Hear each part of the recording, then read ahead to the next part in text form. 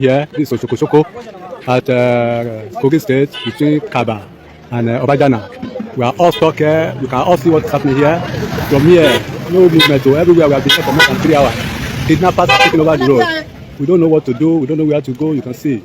Please, if there's any way to rescue Nigeria out of this, please. Mo mà tún kí n káàbọ̀ sínú ìròyìn tí o ní o. Abala ìdílé aláyọ̀ náà ni o. Abala Lerefe tá a mọ́ gbàyànjú náà lágbàyànjú. Ó lágbàyànjú ìgangan. Ọbàjá náà la wà ní Kogi. Ẹ wo ó kàn dàbí ẹni wípé wọ́n ń dìídì mọ̀ọ́mọ̀ kóbo wọn left and right lọ́tún lósì ní o. Wọn jẹ́ kán sinmi. Wọn jẹ́ kán rójú ráàyè ara wọn o. Àwọn báńdíìtì náà ní o ẹ̀rí mọ́tò bó ṣe tò lọ́rin-rin. Wọ́n fún wọn ní signal ni pé wọ́n ti wà níwájú o. Wọ́n ń jẹ́ àwọn èèyàn gbé. Èyí ló fà á tí oníkálukú tán fi yá páàkì sẹ́gbẹ̀ẹ́ kan wípé kójúmọ́ ríbi gbogbo ara lóògùn ẹ̀ kí wá ṣe bí nìkan o. Bẹ́ẹ̀ náà ni ìjàmbá míì náà tún ṣẹlẹ̀ ní Kogi náà ni o níbi tá a ti gbọ́ wípé tírélà kan tí ń kó ẹ̀ bá ń tẹ fọ́nrán yẹn sí kó lè jọra wọn. Òun náà lẹ̀ ń wò yìí o tírélà kan tán ni ó ń kó building material wọ́n lòun ló yàwọ́ ló yasẹ̀ lórí ìyàlú àwọn ọmọ iléèwé tó sì jẹ́ wípé mẹ́rin nínú wọn lójú ẹsẹ̀ náà dolóògbé nájọ́ lọ nípè wọ́n ní wọ́n ti rọ́ọ̀sì àwọn márùn-ún mi lọ sọ́sibítù tó sì jẹ́ wípé àwọn tó wà níbí tó sojú wọn kòrò wọ́n ní àwọn kófìrí pé àwọn èèyàn sì wà lábẹ́ n tó dànù lẹ́yìn tírélà yìí páwọn ọmọ iléèwé sì wà ń bẹ́ mo ní wọ́n kàn gé ẹ̀mí àwọn ọjọ́ ọ̀la Nàìjíríà kúrú ni. Night carry am 5 days for the hospital at least on that mewa. Some say at 12. No, nobody know the day their number.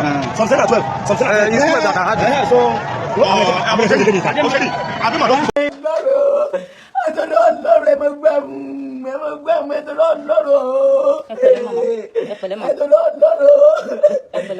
Ẹ wo torí Ọlọ́run náà ni o ẹ̀ńtẹ́ rí tí wọ́n ń wa mi lójú yìí ó dé bá wọn ni o Nàìjíríà ti happen sí wọn àwọn níyàwó ìkànnù àwọn tí wọ́n gbé lọ ní ṣọ́ọ̀ṣì kérúbù ní Kogi náà ní lánàá gbogbo ìṣẹ̀lẹ̀ tá a fi bẹ̀rẹ̀ lónìí ìṣẹ̀lẹ̀ Kogi ni ẹ ti rántí ṣọ́ọ̀ṣì kérúbù àwọn fábílì wọn rèé ẹni tó jẹ́ olórí ìjọ yẹn gangan ìyàwó wọn lẹ́ ń wò yìí tí wọ́n ń bẹ Ọlọ́run tó sì ń bẹ èèyàn ọmọ Nàìjíríà pé ẹjọ́ ẹ ṣàánú àwọn owó náà ló wá dé wọ́n ti ní kan kó wà torí ẹ̀ la ṣe ń rọ ogun ẹ̀yìn èèyàn tẹ́ ẹ nílé sínú abà sínú oko tẹ́ ẹ ní ṣọ́ọ̀ṣì ń bẹ ẹ jọ ẹ bá fi bẹ̀ lẹ́nà kẹ́ ẹ bọ́ sí gbòòrò ayé ẹ mọ́ ṣàròyé bo lẹ́ lọ orí ilẹ̀ yín ni àmọ́ pé orí ilẹ̀ yín ni wọ́n sì ní ilé bàbá ọmọ kì í bọmọ lẹ́rù ṣùgbọ́n láàkó tá a wà yìí ìkórìtà tó bá dé Nàìjíríà yìí ẹ wò ilé bàbá ọmọ ti ń bọmọ lẹ́rù o ó bẹ́tà kàn mọ́ jìyín gbé kẹ́ ẹ relocate kẹ́ ẹ wá owó kẹ́ ẹ rèé fi gba yàrá kan sí gbòòrò láàrin àwọn èèyàn ẹ sì padà wà bá ilẹ̀ bàbá yín bẹ̀ kò sí ìtìrẹ́bì kan o ju kí kíro eléyìí wá ṣẹlẹ̀ ní ìsìn kẹsẹ̀ wà mọ́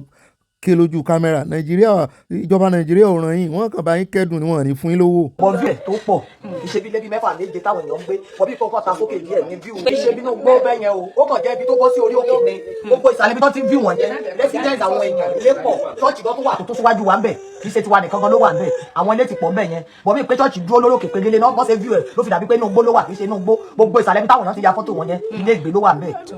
ètò ọlọ́run ọmọ yẹn ò ní kúkọ ní ńlá ẹ dákun ètò ọlọ́run ẹgbà mi o ẹgbà mi o ẹgbà mi o ẹgbà mi. ó ṣeni láàánú o ó dá ẹjẹ́ kó mẹ́ ẹjẹ́ adé Kánò níbi tá a ti gbọ́ tán sọ wípé ọwọ́ àwọn Haúsá bá ìkan nínú àwọn ajínigbé tí wọ́n sì rí ẹ̀rí àrídájú wípé ajínigbé ni wọ́n ní nọ́bà fẹ́ ṣe fún ní pápá àpàlà àwọn ọlọ́pàá bá dòòlà ẹ̀mí rẹ̀ lọ́wọ́ wọn wípé ẹ wá ẹ mọ́ don't take law into your hand ẹ jẹ́ kàn bá yín dì pẹ̀lú ẹ ṣùgbọ́n wọ́n ní nọ́bà bẹ̀rẹ̀ ìwọ́de yìí nọ́bà bẹ̀rẹ̀ ìfẹ̀hónúhàn ìpè rárá àwọn ọ̀ràn yín sẹ́ àwọn ọmọ ọ̀bọ ẹni ẹ̀ ń torí wípé ojú àwo làwọ́ fi gbọ́ bẹ́ẹ̀ pé àwọn òjẹ́rìí àwọn ọlọ́pàá bó bá ti dé àkàtà wọn lè túlẹ̀ pé wọ́n máa gbàbọ̀dé ni àwọn ò fẹ́ wọn láwùjọ mọ́sẹ̀ aláwọn fẹ́ palẹ̀ wọn mọ́ fúnra wọn ó dá owó ẹjẹ́ kó mi àmọ̀ jẹ́ yín lábọ̀ ẹjẹ́ wá dé ọ̀dọ̀ Two-Face níbi tá a ti rí àwọn fọ́nrán oríṣiríṣi tó ń bani lẹ́rù tó ń jáni láà níbi tí Two-Face ti ń tutọ́ sókè tó ń fojú ara rẹ̀ gbòmù àti ìyàwó rẹ̀ bẹ́ẹ̀ náà ló tún ṣe live show pẹ̀lú Daddy Freeze ìkànnù àwọn mánéjà rẹ̀ tó ti mánéjì Wed MC rí òun ló ké gbàjarì sí gbòòrò ayé wípé ẹgbà wọn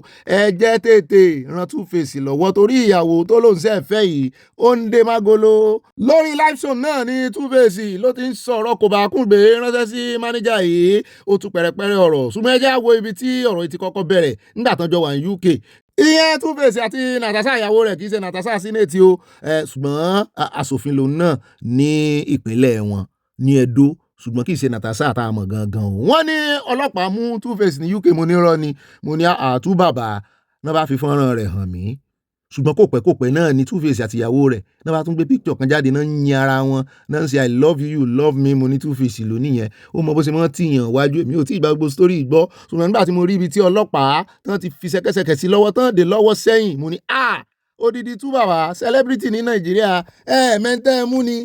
Ó dá ẹjẹ́ ìjọ sáré mójú wa débẹ̀ ẹ́ rí bí wọ́n ṣe ṣe Two-Face inú ṣọ́ọ̀bù náà ti bẹ̀rẹ̀ níbi tóun àti ìyàwó rẹ̀ ti ń pariwo mọ́ra wọn. Ìyẹn ìkànnì àwọn grocery shops ní UK wọ́n lè ra nǹkan ní àwọn èèyàn wà ń bẹ̀ àwọn ìbò wà ń bẹ̀ náà bá ń gbọ́ you cannot shout on me o lè ṣe you can't do it stop it kíníkan wọ́n ní ló bá di wàhálà o wọ́n ní ni àwọn èèyàn rẹ̀ àwọn tó jẹ́ tiẹ̀ gangan wọ́n náà náà pọ̀lọ́pàá.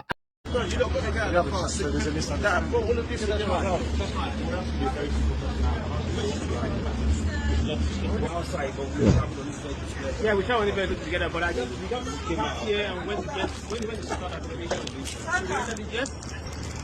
Apparently, you want to have a conversation, but I need someone to go here. Don't worry. I'll sort that out. Don't worry. They just questioning him. Two-Face náà lẹ rí láàrin àwọn ọlọ́pàá tán káwọ́ ẹ̀ sókè yẹn rí níbi tó ti ń mú lọ ní ìsìn ṣùgbọ́n òun àti ìyàwó rẹ̀ náà wọ́n sì fi ń ṣe bójúbójú o wọ́n ti jáde padà wọ́n sì I love you, you love me ṣùgbọ́n lẹ́yìn ìgbà náà ló tún show lórí live show Daddy Freeze tó tún halẹ̀ mọ́ máníjà rẹ̀ ń bẹ̀. Ìyún ló wá ń àlẹ́jì lòun accuse ìyàwó rẹ̀ wípé kì í ṣe èèyàn dáadáa wípé ó fẹ́ fi Two-Face under control rẹ̀ ni ó fẹ́ mọ́ da Two-Face nídà bọ̀ìbọ̀ì lọ bí ibi ni ó lọ mọ́ lọ bí mọ́ lọ so ìdí tí yẹn fi ké gbàjarè nù. ṣùgbọ́n bó bá ti yá àwọn kan wá sòótọ́ fún wa o ìyàwó tó sì kọ́lẹ̀ ìyún ó ti ń bá láìfù tiẹ̀ lọ. ó rẹ̀ jẹ́ kó mẹ́jà wá dé Ẹ̀nùgùn níbi tá a ti gbọ́ wípé gómìnà ń bá pé ó ti kówó rọ̀gùnrọ̀gùn sí orí àwọn drone tí ó sì ti ń ṣèlérí fún aráàlú rẹ̀ ará àpilẹ̀ rẹ̀ lẹ́nugun wípé kọ́ mọ̀ wọ̀rí o ojú tó lé ojú tó kó ní báyìí o àwọn ò ní gbà kí àwọn ọ̀daràn kan wá yẹ́yìn sọ́dọ̀ àwọn pé ibi tó bá tutù lọ̀pọ̀lọ́ ń bá sí àwọn ò ní gbà fún àwọn kọ̀lọ̀rọ̀ sí kan wọlé sàn lára wípé kò ní ìdí kan sẹ́ẹ̀ mọ́ ní àwọn ń ṣe partnership kan tó ṣe lè nà wọ́n ti kó drone wọlé o mo ní kí náà gómìnà yín wò nílẹ̀ Yorùbá ẹ̀yin náà kó drone wọlé ẹ̀ mọ́ wà kó eléyìí tí ó mọ̀ ṣe surveillance nìkan wọlé o ariwo eléyìí pọ̀ nígbà tán tí ń pariwo báyìí mo ní ariwo rẹ̀ gan ni ó ta àwọn ọ̀daràn jí pé nǹkan kan ó wà lókè tí ń wò wọ́n. ṣùgbọ́n ẹjọ́ ìkìlọ̀ pàtàkì fún àwọn gómìnà ilẹ̀ Yorùbá eléyìí tí wọ́n ju àdó olóró tí wọ́n gbé àdó olóró ní kẹ́ ẹ jẹ́ káwọn rà o ní kété tó bá débi tí àwọn kọ̀lọ̀rọ̀ sí wà lẹ́yìn ìgbà tó bá rí wọn tán kó ṣe kí ni kó dáná ya wọn. níbẹ̀ yẹn jẹ́ wá sáré dé ọ̀dọ̀ Reverend Ezekiel Dachomo wọn lọ́rọ̀ kékeré kan tó fẹ́ sọ fún wa ṣùgbọ́n àwọn èèyàn náà wá ń kìlọ̀ fún wọn wípé omi wọn ti fẹ́ mọ́ pọ̀jọ́ kà lọ pé wọ́n ti fẹ́ mọ́ dá sí politics wọ́n ní Muslim ticket pé ọ̀nà tí ìjọba Nàìjíríà fi ń fìyà jẹ Kristẹni nìyẹn ẹ gbọ́ sí àṣejù la máa pélé àbí wọ́n já ojú náà. And Shetima is a Muslim. The president is the Muslim. Is that not complete genocide to Christian in the political world? A complete genocide. The way forward, remove Shetima. And I stand on it, and one way forward. They are displaying Islamic agenda. They want to control the whole country. All Christians should wake up. Wake up from their slumber and send the Bible. Because these people are out to take over to the court. They will end up forcing every Christian to become a Muslim by force. mo ní àyàsọ ti gbọ́rọ̀ bàbá yìí mo ní kí lórí tí ó ní ọ̀gá mi ẹ̀yìn rẹ̀ ló ń wá o ó lóòótọ́ ló sọ ó ní kí ló dé táwọn mọ̀ fi ọ̀pá kan da ẹran màálù pé kò ṣẹlẹ̀ mọ́ ayé àtijọ́ nìyẹn kí wọ́n mọ̀ fi ọ̀rọ̀ Muslim ticket kí wọ́n fi dà wá lágbónú pé òótọ́ ọ̀rọ̀ ló sọ is on point mo lémi náà secondary musan rẹ̀ mo lára rẹ̀ náà nù kí wọ́n fi Kristẹni kí wọ́n fi ṣe gbákejì kí ló ṣẹlẹ̀ gangan.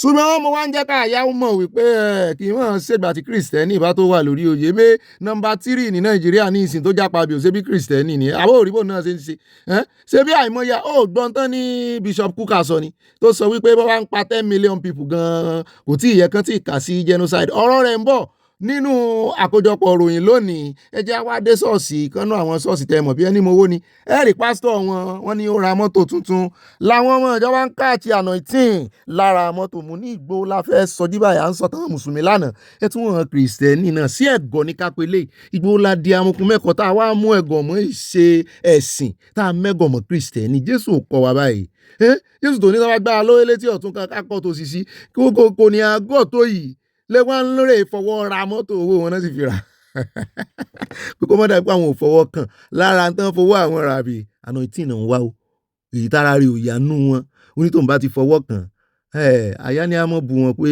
síbẹ̀ èèyàn kan ló fọwọ́ kan ìṣe tí a sọ Jésù nínú Bíbélì mo ló yàtọ̀ síra wọn ẹ̀gọ́ ló bá dé fáwọn eléyìí ṣé pásítọ̀ wọn lè gbà kan fáwọn lásọ débi pé wọ́n fa ìṣe tí a sọ rẹ̀ tí àwọn èèyàn ó fi rí ìwòsàn kì í sáwọn ọlọ́pàá ní òyìnká àbórí ṣé bọ́n ti withdraw àwọn ọlọ́pàá ebọ́n lẹ̀ ń wò yìí ṣé bọ́n ti withdraw àwọn lẹ́yìn wọn ni ó sì da à ń gbé bọ̀ aláàbọ̀ lónìí ó ti ní gbogbo ibi tẹ́ ẹ bá ti rí wọn ẹ máa ya picture wọn ẹ máa ṣe fọ́nrán wọn jáde fídíò wọn kẹ́ ẹ máa fi ránṣẹ́ sáwọn bí kò tiẹ̀ sọ bí tá a fi ránṣẹ́ sí buhari gan òun náà ló jẹ́ ó yé wa wípé state police ń bọ̀ pé wọn rògùn ẹ̀ ṣe gbogbo àwọn ọ̀gá ọlọ́pàá tán sọ pé àwọn òníjó wáyé òun náà tanra wọn ni bẹ́ẹ̀ náà ló ní ẹ máa retí ọ̀gá àwọn ẹ bá nú àkójọpọ̀ òròyìn kí n mọ̀ já yín sí tán I don't want to let the cat out of the bag ó ní ààrẹ Tinubu tó dárúkọ àwọn sponsor àwọn agbésùnmọ̀mí pé iṣẹ́ ń lọ lọ́wọ́ lórí rẹ̀. ó dá wa àti ìkó ṣọ́ọ̀ṣì agbègbè ṣọ́ọ̀ṣì náà láti wọ ẹja dọ́dọ̀ pásítọ̀ kan tó kì í pọ́nrípọ́ngbà ọ̀rọ̀ ránṣẹ́ sí pásítọ̀ Bákàrè torí nínú ọ̀rọ̀ pásítọ̀ Bákàrè lánàá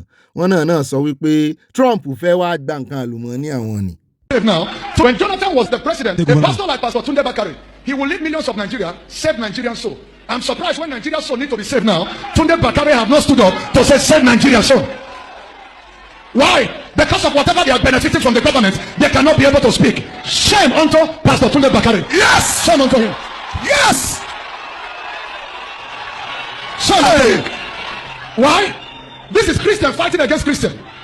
What is the offense of Jonathan that this government have not done? Listen, Pastor Tunde Bakare with some other radicals, they will close Ojota. They said save Nigeria. Nigeria needs to be saved now than ever. Yes, sir. Amen. I'm not afraid of anybody. Not at all. I'm not. Listen. If we need to do this gospel, I am ready to. Are you hearing what I'm saying? So that is the highest thing you can use to threaten a man. We have come to the level. If we die, it's profit. If we live, we'll continue to prosper the gospel. I will build my church, and the gates of hell shall not prevail.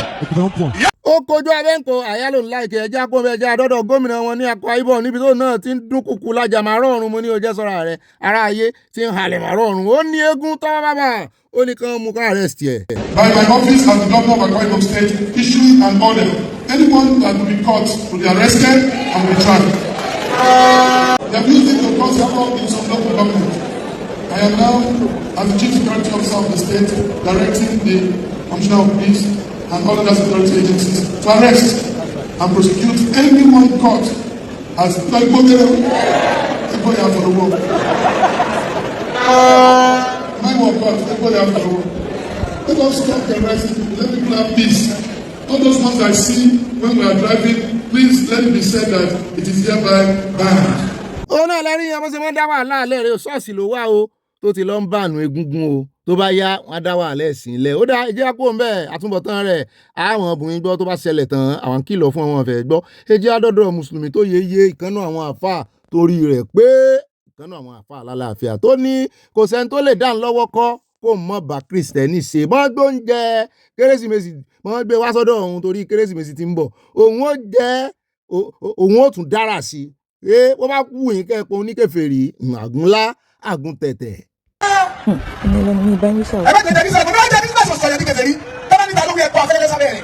ẹ má dá wọn lóúnjẹ. bá tẹ̀lé ní sọ̀rọ̀ ní kèfèrí ilé ìtẹ̀mí tẹ̀mí bẹ́ẹ̀ kiri yọ̀rọ̀ kó lẹ́wà àwọn kristiani yìí ni mo ní. ọ̀sẹ̀ mi ló ń jẹ màá ní ìjẹ ọ̀rọ̀ àdìjà máa nà ní bámu. tí ó sì lé tó bá gbòòrò mú òsì bàbá rẹ lẹ́sẹ̀ jẹ. àjọ sáyé ni ẹni tó ní wá tí ó ṣèdájọ́ wa lọ́ba tó ní wá ti ń jọ́ lọ́rùn náà. ẹ̀mí rẹ ni ọjọ́ wọn ẹ̀mí rẹ ò bá má bọ́ bá kú mẹ́ta ọ̀gbọ̀n náà lọ́rùn. àmọ́tò ọba ti ní mímẹ́ ni ọtí gbádùn ẹgbẹ́ wọn àdúrà èmi lọ ọ̀fà náà wọ́n á lọ sí ìfòlúwọ̀ ọ̀tọ̀ lẹ́kún tí mo súnra mo wá nínú àwẹ̀ títí ò dá lẹ́kún mi títí tí wá dá báyìí ajínigbé ló tún kàn àmọ́ ìdá ṣe títí wá níṣẹ́ àbẹ́rẹ́ bá lọ ọ̀fà ó díjú ni gbogbo ẹ̀rìn ẹ̀rìn express gbogbo ọ̀fà express báyìí wọ́n ti tún ṣe ìpàdà bẹ́ẹ̀ mo kàkọjá lónìí àmọ́ má dúró tọ́ o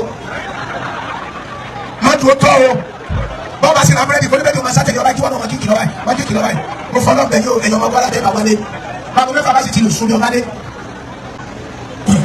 ẹ máa rántí o bí wọ́n ta òkú gbogbo ilé ẹlòmíì kò lè ta iye owó tí wọ́n dáwọ́ délé o wọ́n kò lè fi ọ́ sọ ni ọlọ́mọdé àbọ̀ sọ. àmín. Rubash, Gabush, Baram Bana Barao, Rukomari, Rubash, Gabush, Rubash, Barao. Para que dava. Dama que chega,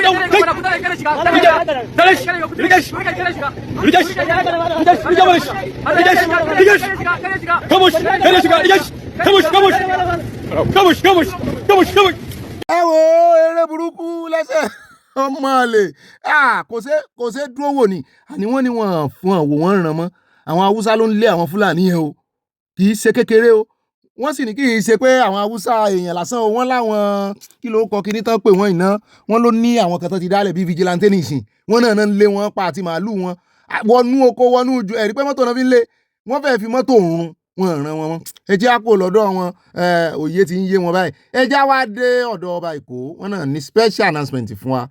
Because future belongs to God. Adamu òrìṣàgìrì ọmọ òpágìrì ṣàgìrì ọmọ àyànkàn tó bẹ níyanlé bí àwọn àgbàlagbà tí ń ṣe láyé àtijọ́ pẹ̀lú ògo Ọlọ́run àtìlẹ́yìn gbogbo aráàlú àwọn aláṣẹkù èdè náà máa ṣe ń jọ yẹn nǹkan mẹ́ta ẹjọ́ wà ní pipeline àwọn àtìmọ́ bá kú ẹ̀yìn ọgbà dé ọ ẹ̀yìn bẹ̀tì àwọn bàbá wa ń ṣe láti ayé ti dáyé lágbára Ọlọ́run ìlú àtìlẹ́yìn àná bí wọ́n hàn àti sọ́wọ́pọ̀ gbogbo àti gbogbo ìyẹn náà máa padà. Ìkẹta ni ìtají àwọn pè ní sáàlì tàbí wéré usually is from 2 lóru títí di 5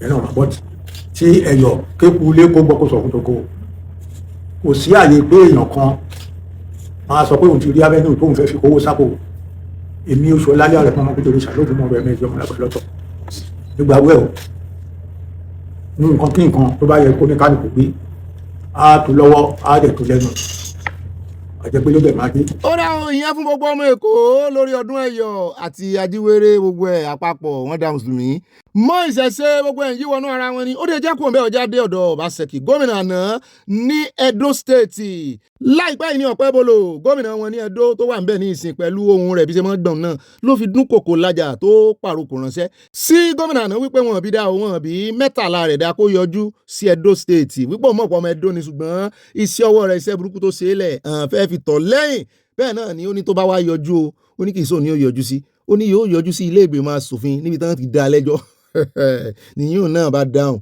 ẹ jẹ́ á gbọ́ èsì tó fi dá lóhùn.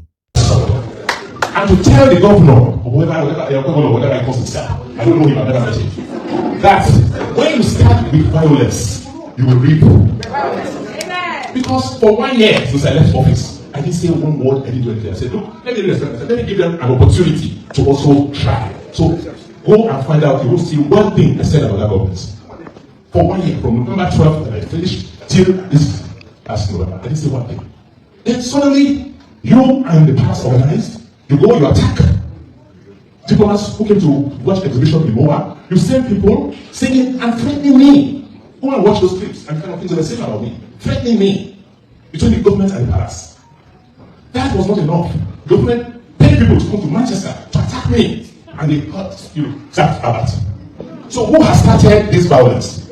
Is it me? No. Last week, or this week, this governor, or whatever he calls himself, had a disgraceful press conference. Where somebody born in Oredo, this is a villager, telling me that I cannot come to me. That when I come to me, you show me. Me. You must be back where? When I'm ready to go, we all come.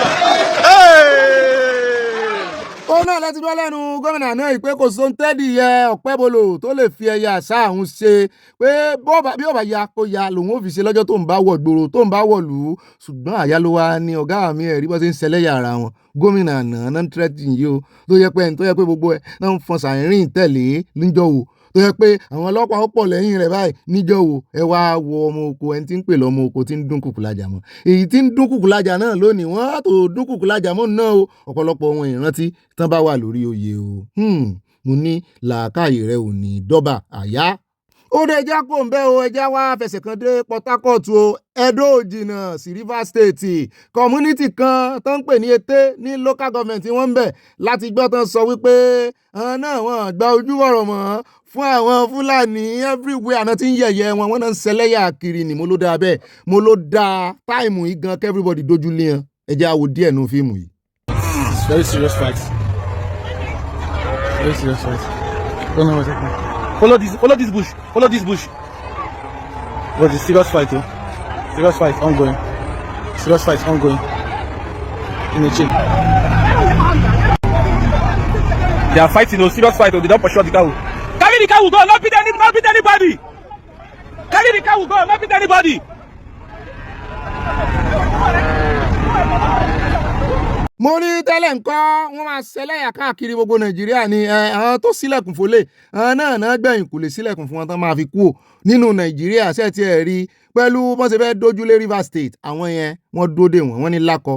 náà wà bí ìbọn. Help me tell General Gumi that they have landed, and help me tell their sympathizers as well that the men for the job are in town now. So I don't know how they will feel about this. And most importantly, this will put to rest all this there's genocide, there's no genocide or whatever. At the end of the day, let the ready men for the job do the job, Abi. So we don't even want to talk about whether genocide or not genocide. The fact is the general point of convergence now should be the fact that there's so much unaliving in Nigeria and we require international help by the international community. So kudos to this. And at the same time, tell your people in the bush that they should leave that business. The business don't cast. Tell them to leave that business and embrace peace. But if not, they will then go in pieces. So may God help us. And we'll still be telling them more, even as they are here, to see the reality. And I beg President Tinubu as well to give them an absolute free ride to deal with these radicals. Because at the end of the day, they thought they have held the whole nation at ransom. But at least some reasonable people are thinking. And let's see how it goes. Wo yá inú mi dùn fún àròkò tó panánṣẹ́ sí Sọ̀tánù Sókótó àti Gumi pé kékulé wọn gbọ́ kó sọ fún Toko kádàn wọn gbọ́ kó rò fóun bẹ̀ wípé wọ́n ti dé sí ọlọ́run US ó fojú yín gbólẹ̀. Àyà ni ẹ wòran ọ̀gá mi àwọn kan ni àwọn báńdíìtì tó ti ń fojú wọn gbólẹ̀ yìí. Wọ́n láwọn pásẹ́jà kan ní wọ́n wọnú dààmú dáàbò láti Kwara náà ti ń lọ sékòó tán pàdé báńdíìtì lọ́nà. Àdúrà la ní ìgbà yẹn wúmà yẹn. Just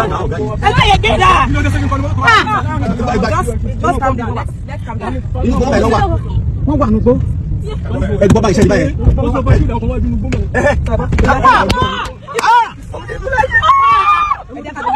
Abẹ́ rí o n tó jìnnà sí wa tẹ́lẹ̀ táwọn gbọ́lọ̀ kan pẹ́lẹ́ Haúsá ní ti ń ṣẹlẹ̀ ó ti wá ń ṣẹlẹ̀ ńlẹ̀ Yorùbá báyìí. Ó dánú àkójọpọ̀ ìròyìn lónìí ẹjẹ́ àfẹ́lẹ́ yìí káfíntàn yín lẹ́nu wò Buba kan nínú àwọn prọfẹ̀tì wọn tó jọmọ Fúlàní rẹ̀ ó kọ̀yìn sí àwọn ìran rẹ̀ wá ń ṣe ìkìlọ̀ kólekóle lákọlákọ fún olódòdẹ wípé wo ìran òun ò ní ìrànlọ́wọ́ tán lè ṣe fún ọmọdé kan dẹ́rù bọ̀ wọ́n kàn halẹ̀ ni pé jẹ́ kí Trump ràn lọ́wọ́ àwọn tí ń délé gbọ́ bẹ́ẹ̀ náà ni àwọn ọmọ dúró kẹ́ ẹ dárúkọ àwọn sponsor wọn o tán sponsor Boko Haram ṣùgbọ́n nínú ìjọba rẹ̀ olódòdẹ èèyàn mẹ́ta báyìí ó dárúkọ àwọn mẹ́tẹ̀ẹ̀ta bẹ́ẹ̀ náà ó tún ta bá ilé ìgbìmọ̀ asòfin ó ní kí ààrẹ olódòdẹ yẹ̀bà fún wọn ẹ fẹ́ gbọ́ orúkọ tó dá ẹ jẹ́ àpàdé inú àkójọpọ̀ ọ̀rọ̀ yìí.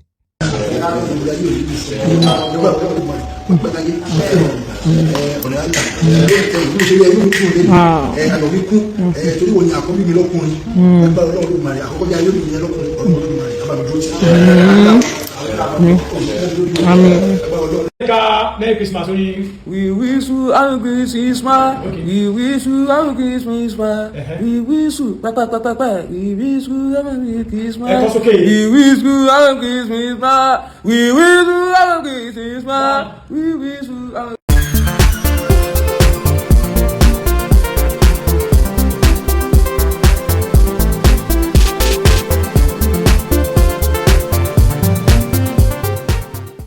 Ọlọ́run kò dàbí ènìyàn arónípin ènìyàn ìbá dàbí Ọlọ́run o wọn ò bá pé kòjò máa rọ̀ o wọn ìbá ṣayé bọ́n ṣe fẹ́ wọn ìbá dorí ayé kodò wọn ìbá ṣàfẹ́fẹ́ dòwó wọn ìbá ní pé kòjò máa rọ̀ o agbára ìbá pa wọ́n bí ọtí wọn ìbá kọjú ìjà sọ́lọ́run ènìyàn arónípín ẹ mọ̀ kú ìyà o ẹ kú òṣì o àní Ọlọ́run kò dàbí ènìyàn o ènìyàn arónípín ènìyàn ìbá dàbí Ọlọ́run o wọn ìbá pé kòjò máa rọ̀ o wọn ò bá ṣàyè bọ́n ṣe fẹ́ wọn àti ẹ̀ ti dórí ayé kodò wọn ìbá ṣàfẹ́fẹ́ dòwó wọn ní kẹwàá mọ̀ rà bẹ́ẹ̀ sí mọ́ rẹ̀ epo nídìí pump afẹ́fẹ́ wọn ní kẹwàá mọ̀ sanwó rà atẹ́gùn ọlọ́run kò dàbí ènìyàn arónípín àwọn ìbáṣayé bọ́n ṣe fẹ́ wọ́n ní ẹ̀wà mọ̀ romi ni agbé lọ́wọ́ èèyàn nù kó tiẹ̀ wá lọ jẹ́rú àwọn olórí yín Nàìjíríà yìí lọ́lọ́run lọ gbélé ayé lé lọ́wọ́ tó fún wọn ní agbára tó fi ń sayé ẹ̀wò wọn bá tán ní gan-an ẹ̀wò bọ́n ṣe ń fi ní àwọn ènìyàn lára kí ló wà nú ẹ̀ kó o jẹ kémi jẹ ká tún lé ayé ṣe kí Nàìjíríà dàbí Amẹ́ríkà káwọn èèyàn máa wá sínú rẹ̀ èyí ń kówó sá lọ ṣe rí tó ṣe àwọn olórí yín gangan kì í ṣe wípé ọ̀tọ̀ ní kéèyàn fìyà jẹ èèyàn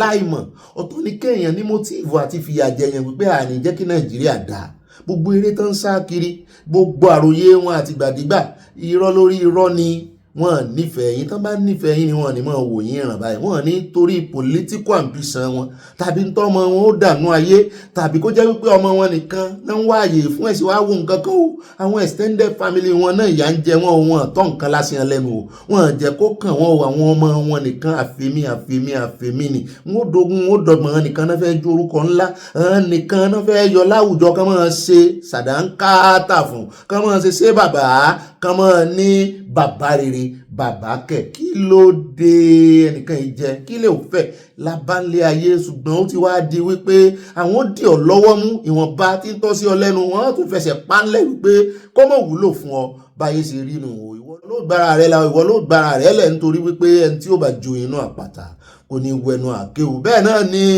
àtijáwé olúborí lọ́wọ́ àwọn ará bíi wo ó làágùn ṣùgbọ́n mọ́ ṣèrèwẹ̀sì ogun àjàyè ni ó jẹ́ fún ọ kò sẹ́ni tó wálé ayé tí ò jagun o so ráwọn ọmọ olówó tán náà yan fandafanda tán ń jẹun bó ṣe wù wọ́n tán ń ṣe falafala tán ń yọ̀ bí ìranu ṣúgà bàbá wọn náà ti jẹ̀yà rí èèyàn kan ní ó pay price o bóyá price yẹn ni wọ́n pay fáwọn ọmọ rẹ̀ ní ìsìn bàbá rẹ̀ náà gbìyànjú mọ́ rẹ̀ náà try wọn náà gbìyànjú tí wọ́n rí price yẹn san ni ìwọ lọ́wọ́ àsán lọ́ gbìyànjú lọ́ ṣe déédéé torí kó lè gba ìran rẹ̀ là olùgbàlà pọ̀ nù ràn o solùgbàlà ní ọ́ bí wò bá wá jólùgbàlà téèyàn kan tọ́lọ́n bá wá ti yin èèyàn kan bó ṣàbúrò rẹ bó ṣẹ̀gbọ́n rẹ ni bó sì ṣèyá rẹ ló ti kọ́kọ́ gbà yín là nínú ẹbí yín tẹ́ ẹ fi dé bọ́rọ̀ tẹ́ ẹ fi dé bá ajé ògùngùnù sọ jọ̀ọ́ wọ́n tàfàlà rẹ̀ o. ó dá ọ̀rọ̀ ìyànjú la fi bẹ̀rẹ̀ lónìí ibà ròyìn náà ní ibà gbọ́n débẹ̀ ibà yànnàná ibà kọjú abẹ́ǹkó ibà lọ tààràtààrà tọ́rọ̀ bá ti dọ̀rọ̀ òtítọ́ àtòdodo sàn báyìí láàrin ajé ní mú ní pẹ́kọ̀rọ̀ ṣùgbọ́n bó bá ti kófìrí ẹni tí ò rìn sàn níwájú rẹ̀ ìwọ náà jọ̀ mọ́ rìn sàn o mọ́ ṣe mistake rẹ̀ o mọ́ sí o mọ́ jẹ́ kán tàn o bíbélì gẹ́gẹ́ bí onígbàgbọ́ gan sọ fún wa wípé níwà tútù bí àdàbà ṣùgbọ́n gbọ́ngbọ́nta bí ejò aláre kérekèlé jò tí bíbélì ń gbìyànjú àti sọ fún wa náà ni wípé bọ́ọ̀ bá ti rẹ́ tí ń ṣe báyìí tí ń sáré kérekè pẹ̀lú rẹ tó gbé ìwà jàgùdà pàálíwọ̀ tó ń fi àyínìke bá ọ ṣe ìwọ náà fi àyínì padà bá rìnrìn àjò kò sì já ń bẹ́ẹ̀ rèé gbalé sí mọ́nàtàn fúnra ẹni bẹ́ẹ̀ o nọ́mbà 1 ní o gbalé sí o kó o múlé sókè ọ́fíìsì à ní o múlé sí kó rí mọ́ ráyè tútọ́ sí lórí ọmọ ọrùn pákó sí lórí gbogbo omi mọ́kílín orí rẹ̀ lọ́mọ dàlẹ́ bọ́ jíbọ̀ tọ̀nù ìtọ̀ ọ̀dájí nínú kìnínní náà dálé lórí nítorí kò rìn sàn pẹ̀lú rẹ̀ ní tí mò ń gbìyànjú àti sọ náà ní bóní kọ́ndíṣàn nu gbogbo èèyàn kọ́ lèyìn orin sàn pẹ̀lú bẹ́ẹ̀ náà níjọ wọ́n bá gbéròyìn fọ́gànà bọ́ bá ṣe mistake nínú ìròyìn rẹ tàbí inú ọ̀rọ̀ rẹ àbí inú kọ́mẹ́ǹtì gan tó ti rò pé wọ́n rí ọ tọ́ra àwọn èèyàn sápamọ́ mọ́ lúgọ sínú kọ́mẹ́ǹtì gbogbo ayé lórí òòjọ́ padà wá ṣàtúnṣe àwa náà ṣe mistake lánàá nígbà tá à ń fi lọ́kọjá pé Mẹ̀dúgùrì mọ̀mọ́ wa Adébáyọ̀ kọ́hún àbí olú mo gbàgbé mọ̀mọ́ wa tó pàkíyèsí wa sí ẹ̀ bá nù abala comment section mo ti yí ọ̀rọ̀ mi padà o. ṣùgbọ́n sàdúpẹ́ lọ́wọ́ Ọlọ́run torí ìròyìn tí múnú èèyàn dùn ní ìròyìn àná amúnútutù ní ìròyìn àná yẹn adúpẹ́ lọ́wọ́ Ọlọ́run ọ̀pọ̀lọpọ̀ tó ń bi mí pé sósì ṣẹlẹ̀ lóòótọ́ àwọn ò tí ì gbọ̀mọlẹ̀ ti gbọ́ náà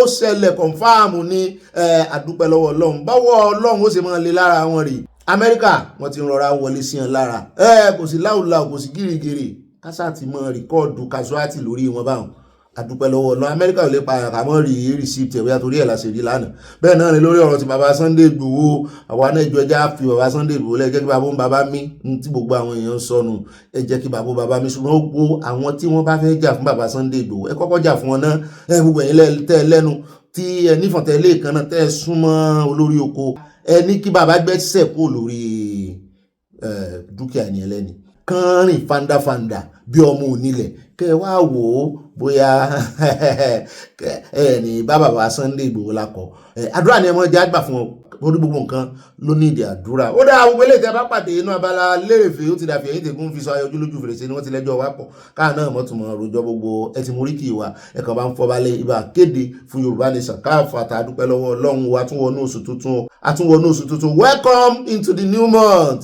oṣù kejìlá àkàbà kejìlá la tún gbẹ́sẹ̀ lé kó ní yẹ́lẹ́sẹ̀ wa májẹ̀mú tọ́lọ́run bá wa dànù àwa ni wípé ń táwa náà ṣèlérí fọlọ́run ká mọ̀ sí kíni ká mọ̀ musẹ̀ àmọ́ yọ̀ bí ní ayọ̀ la fi ń gbà nǹkan lọ́wọ́ Ọlọ́run ayọ̀ la fi ń pọ̀ tiẹ̀ wo màdúrà gbà àwọn kan wà lórí òkè bá a ṣe ń sọ̀rọ̀ yìí àwọn kan wà nú àwẹ̀ ẹ wò ó ṣe déédéé tó bá ti bó ní kálukú lára mu ni àti májẹ̀mú tọ́lọ́run bá bó ní kálukú dáhùn tó bá wa dáńbì náà ni pé òun ò béèrè àdúrà àtàwẹ̀ lọ́wọ́ wa òun ò ní ayọ̀lẹ́ o ṣùgbọ́n nínú ìwọ̀nba tá a bá mọ̀ gbà náà mọ̀ ṣe kí ni mọ̀ fayọ̀ ayọ̀ ni ó mọ̀ pọ̀ ju adúpẹ́ lọ́wọ́ Ọlọ́run olú ẹ ṣé o àtúnbú sẹ́rìn ayọ̀ àbẹ́ rí nǹkan àtúntì bàǹtà gbà náà àìpẹ́ wájú Ọlọ́run àwọn ìpẹ́ májẹ̀mú ni ó dá ọ alákọ̀ọ́kọ́ náà kò rí ìròyìn tó ní ẹjá lọ tààràtààrà ẹ wò ó àṣírí ń tú bẹ́ẹ̀ náà ni ẹ̀san ti ń ké léhan lórí àkọ́kọ́ bẹ̀rẹ̀ láti ọ̀dọ̀ Buba kì í ṣe Rufai o ẹ́ẹ̀lì náà ló bẹ̀rẹ̀ orúkọ wọn ṣùgbọ́n ẹ rántí Fúlàní yẹn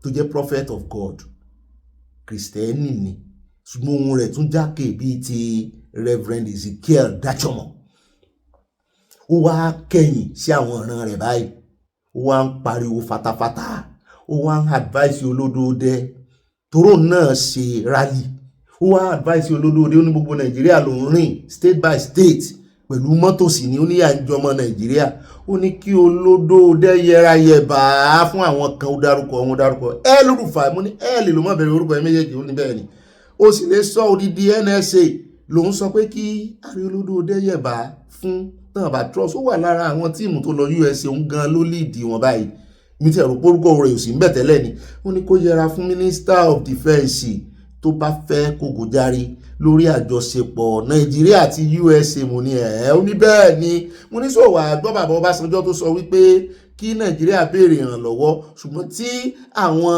presidency náà ti dá bàbá Ọbásanjọ́ lóhùn wípé kó mọ̀ sọ bẹ́ẹ̀ mọ́ abẹ́ ìṣèjọba rẹ̀ náà ti bẹ̀rẹ̀ ó lóhùn gbọ́ ó ní gbogbo èèyàn láwàwí ní presidency ń wá ó nígbà tí ọwọ́ àwọn ológun ojú òfurufú Nàìjíríà lé lára àwọn ISWAP lánàá ó ní ìrànlọ́wọ́ ta ni ó ní ṣebí ìrànlọ́wọ́ kíni ni ó ní ààrẹ Trump ò ṣetán láti mú Nàìjíríà sọ̀wọ́ àbísápò ó ní kì í ṣe kó fẹ́ mọ́ control olódóodẹ ó ní olódóodẹ nìkan fọgbọ́n ṣe é pé gbogbo àwọn bandit yẹn kan clear àwọn off ó ní ẹ̀jẹ̀ ń sàn Nàìjíríà mú ní olódodo lélẹ́yìí ó sí àwọn ọ̀ràn rẹ̀ ò ní òǹkọ̀yìn sáwọn bẹ́ẹ̀ náà ló sì sọ ní Tinubu ò gbọ́dọ̀ gbọ́kànlé àwọn mínísítà rẹ̀ ó ní you should excuse them you should call the service retire service ó ní kó pè wọ́n irú àwọn Danjuma ó ní àwọn yẹn nìkan pè T.Y. Danjuma tán ti fẹ̀yìntì tán sì ní òótọ́ ó náà ní kó pè ó nídìí wọn ó ní ó dà á ń bọ̀ ń bẹ́ ó sọ̀rọ̀ gan o ẹ̀rù bà mí fún o káwọn Fúlàní mọ́rẹ̀ ṣe ní nǹkan o àyálọ́mọ náà làrán síná ara wọn náà ni bí ká ti wá ń sọ yẹn lọ́wọ́ ní Buhala náà tí ń wò wá pẹ̀lú ojú kọ̀rọ̀kọ̀rọ̀ ló wá náwó sókè ẹskísà òun náà fẹ́ sọ̀rọ̀ mo ní Buhala ó tún fẹ́ sọ̀rọ̀ lóun fẹ́ sọ̀rọ̀ di fọ́sọ̀rọ̀ tó kọ́kọ́ sọ àṣírí bá tú ẹni kì í ṣe àwò ó ní Boko Haram tẹ rí yẹn lórí ọ̀rọ̀ àwọn tó ń jí gbé ní skul sẹ́mọ̀ páwọn kan ń pariwo ilé federal government lórí wípé kí ló dé tẹ́ ẹ̀ nìkan ti àwọn skul tó wà ní rural area tó wà nínú igbó kí ló dé tẹ́ ẹ̀ nìkan tí wọ́n pa sáwọn ọmọ ò ní lọ skul mọ́ ni ó ní rárá ó bá ń ṣe lálàyé ó ní nítorí wípé àwọn ti mọ̀ wípé mission àwọn Boko Haram ni against western education mo ní ó ga ibi táṣìírí ti túnú àyà ni ibi táṣìírí ti túnú òòrùn tí Sultan of Sokoto sọ láìpẹ́ yìí tó sọ wípé ta ló sọ fún àwọn ọmọ Nàìjíríà wípé àwọn Boko Haram ò like education ó lóun rántí ọ̀gá mi mo ní àbúrò rí báyìí pé àṣírí Sultan ti tú Haúsá náà ni Buhala wọ́n ti wá orí pọ̀rọ̀ wọn ti ń conflict ara wọn nísìn á tẹ ibi tí bí Sultan ti sọ wípé Boko Haram wọn bá gbọ́n ṣe mọ̀ wọ́n o wípé kì í ṣe pé wọ́n like education báwọn náà ń kàwé ṣùgbọ́n Buhala ló ti wá dé báyìí o nínú àṣírí mi tó tún náà ọ̀rọ̀ Buhala náà ni wípé nígbà tá a ti wá fi díẹ̀ múlẹ̀ báyìí wípé Boko Haram they are against Western education. Ta ló mú Western education wá Nàìjíríà yá? Ṣọ́ọ̀ṣì ni àwọn missionary ni. So wá rí wípé wọ́n target àwọn ìtumọ̀ tí Buhala ń sọ náà nù.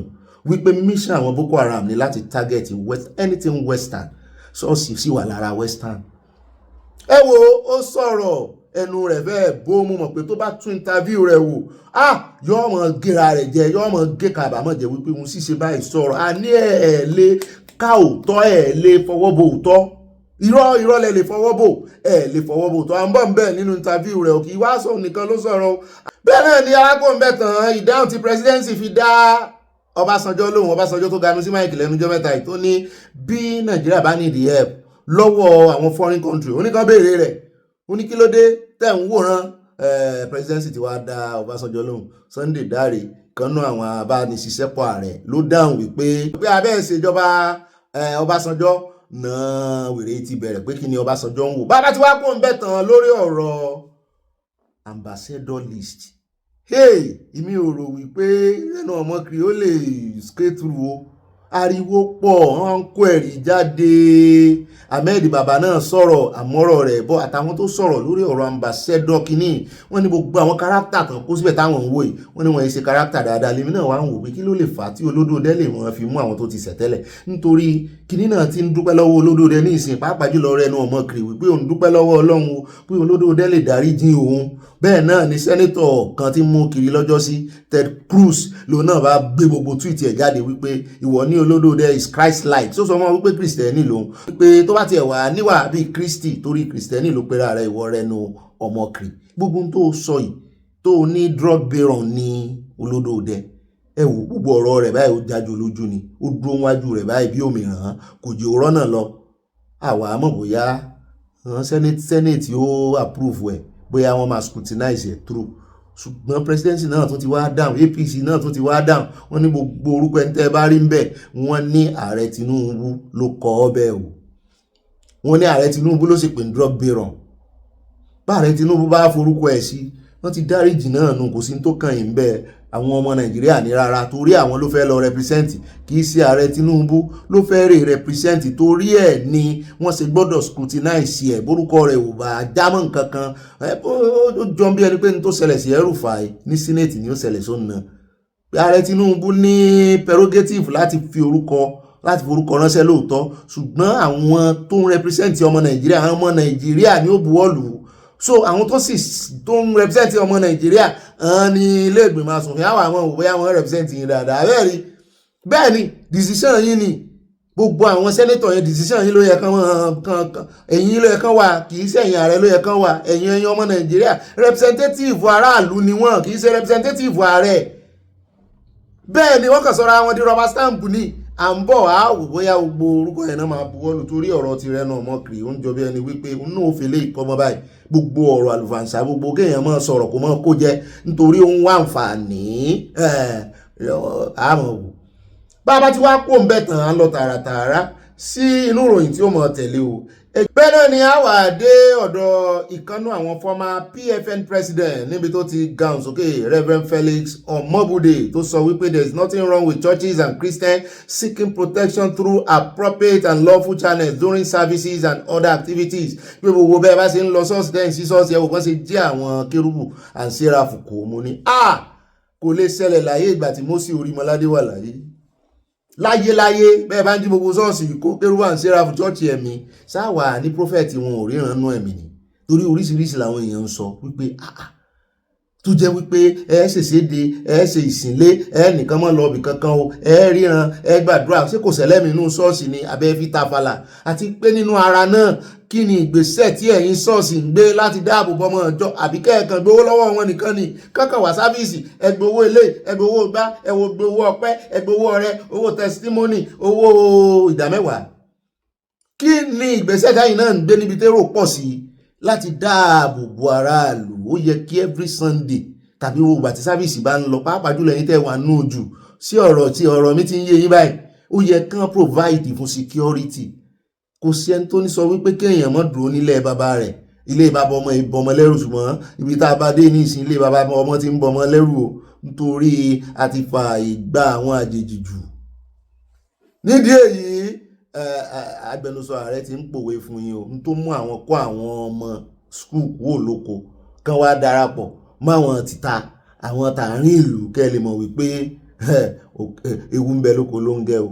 Ó dà ní rí pẹ́ lọ ní gbogbo àkórí ìròyìn wa ní pápá àpẹja katapọ̀ sínú abala tí ọmọ tẹ̀lé àròjọ mùsùlùkùn Abala Sanawole ní pápá àpàláṣẹ àwọn dènà pẹ̀lú ẹja àyà fọ́tò wa ẹ̀ẹ́gà ojú sí kìíní the first picture in the month of December ní oṣù kejìlá fọ́tò ayọ̀ ni ó jẹ́ o ẹmọ̀ tó mọ 12 in the spiritual realm nínú ẹ̀mí 12 ìtumọ̀ perfection ní 12 Ọlọ́run ti perfect gbogbo ìrìn àjò wa àdúpẹ́ ẹjọ́ ọjà mọ́ dúpẹ́ ẹjẹ́ àfọpẹ́ káfí ya picture ilé ẹni ọpẹ́ ìyìn ògo alihamdulilayi rọ́bìlẹ̀ alamina maliki amudin ẹ̀dúpẹ́ lọ́wọ́ Elédùmarè ẹ̀yin ti bílẹ̀ ẹni ọpẹ́ ló yẹ Elédùmarè àfi pàkà ọpẹ́ la fi ya picture òní àfẹ́ pẹ́ rárá mú rí ìbá màámi ìbá àyàpè. Alákọ̀ọ́kọ́ nínú abala ti Sanawole ẹja fún update lórí ọ̀rọ̀ ti Malami tí FCC pé wọ́n ti ṣíṣe passport rẹ̀ wọ́n sì ń demand fún àkáǹtì kan tán náà sanwó kan sí $400 million owó Abacha loot wọ́n níbo ló ṣe ṣe.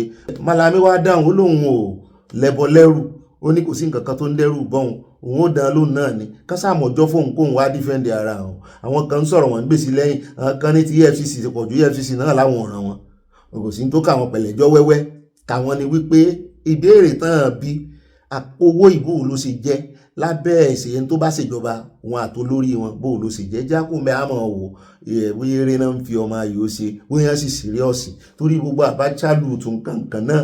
Only FCC allegation is baseless, illogical. Former Attorney General of the Federation and Minister of Justice Abubakar Malami Sanu ní òun ló ti dismiss ẹ̀sùn tí FCC fi kàn án wípé $310 million later ó di $323.5 million with interest ló fi wá di wọ́n fi round up sí 400 pé Abacha loot describing this claim as baseless, illogical and wholly devoid of substances. Nínú ọ̀rọ̀ tó fi jáde lọ́jọ́ Sunday tí ó ní ògbèrè tí FCC ń sá lẹ́yìn òun ó ní eré irọ́ lásán ni. As at 2016, there was no lodgement of any such fund into the Federation account. There was therefore no completed recovery in existence and nothing whatsoever to duplicate you. So once someone for Abacha loot and he further revealed that Monfrin himself applied in December 2016 to be re-engaged for the same recovery proof. He said that the claim of power completion was illogical. It is entirely illogical. That singular fact exposes the internal worry. Dá FCC lóhùn àwọn akọ́lù ó dà lóhùn o torí owó ìpọ̀ díẹ̀ o. Ṣùgbọ́n tá à ń gbọ́ náà ni wípé àwọn FCC lẹ́yìn ìgbà tán question ẹ̀ wọ́n ní wọ́n ti release ẹ̀ báyìí fúngbà díẹ̀ ṣùgbọ́n wọ́n sì ṣe passport ẹ̀.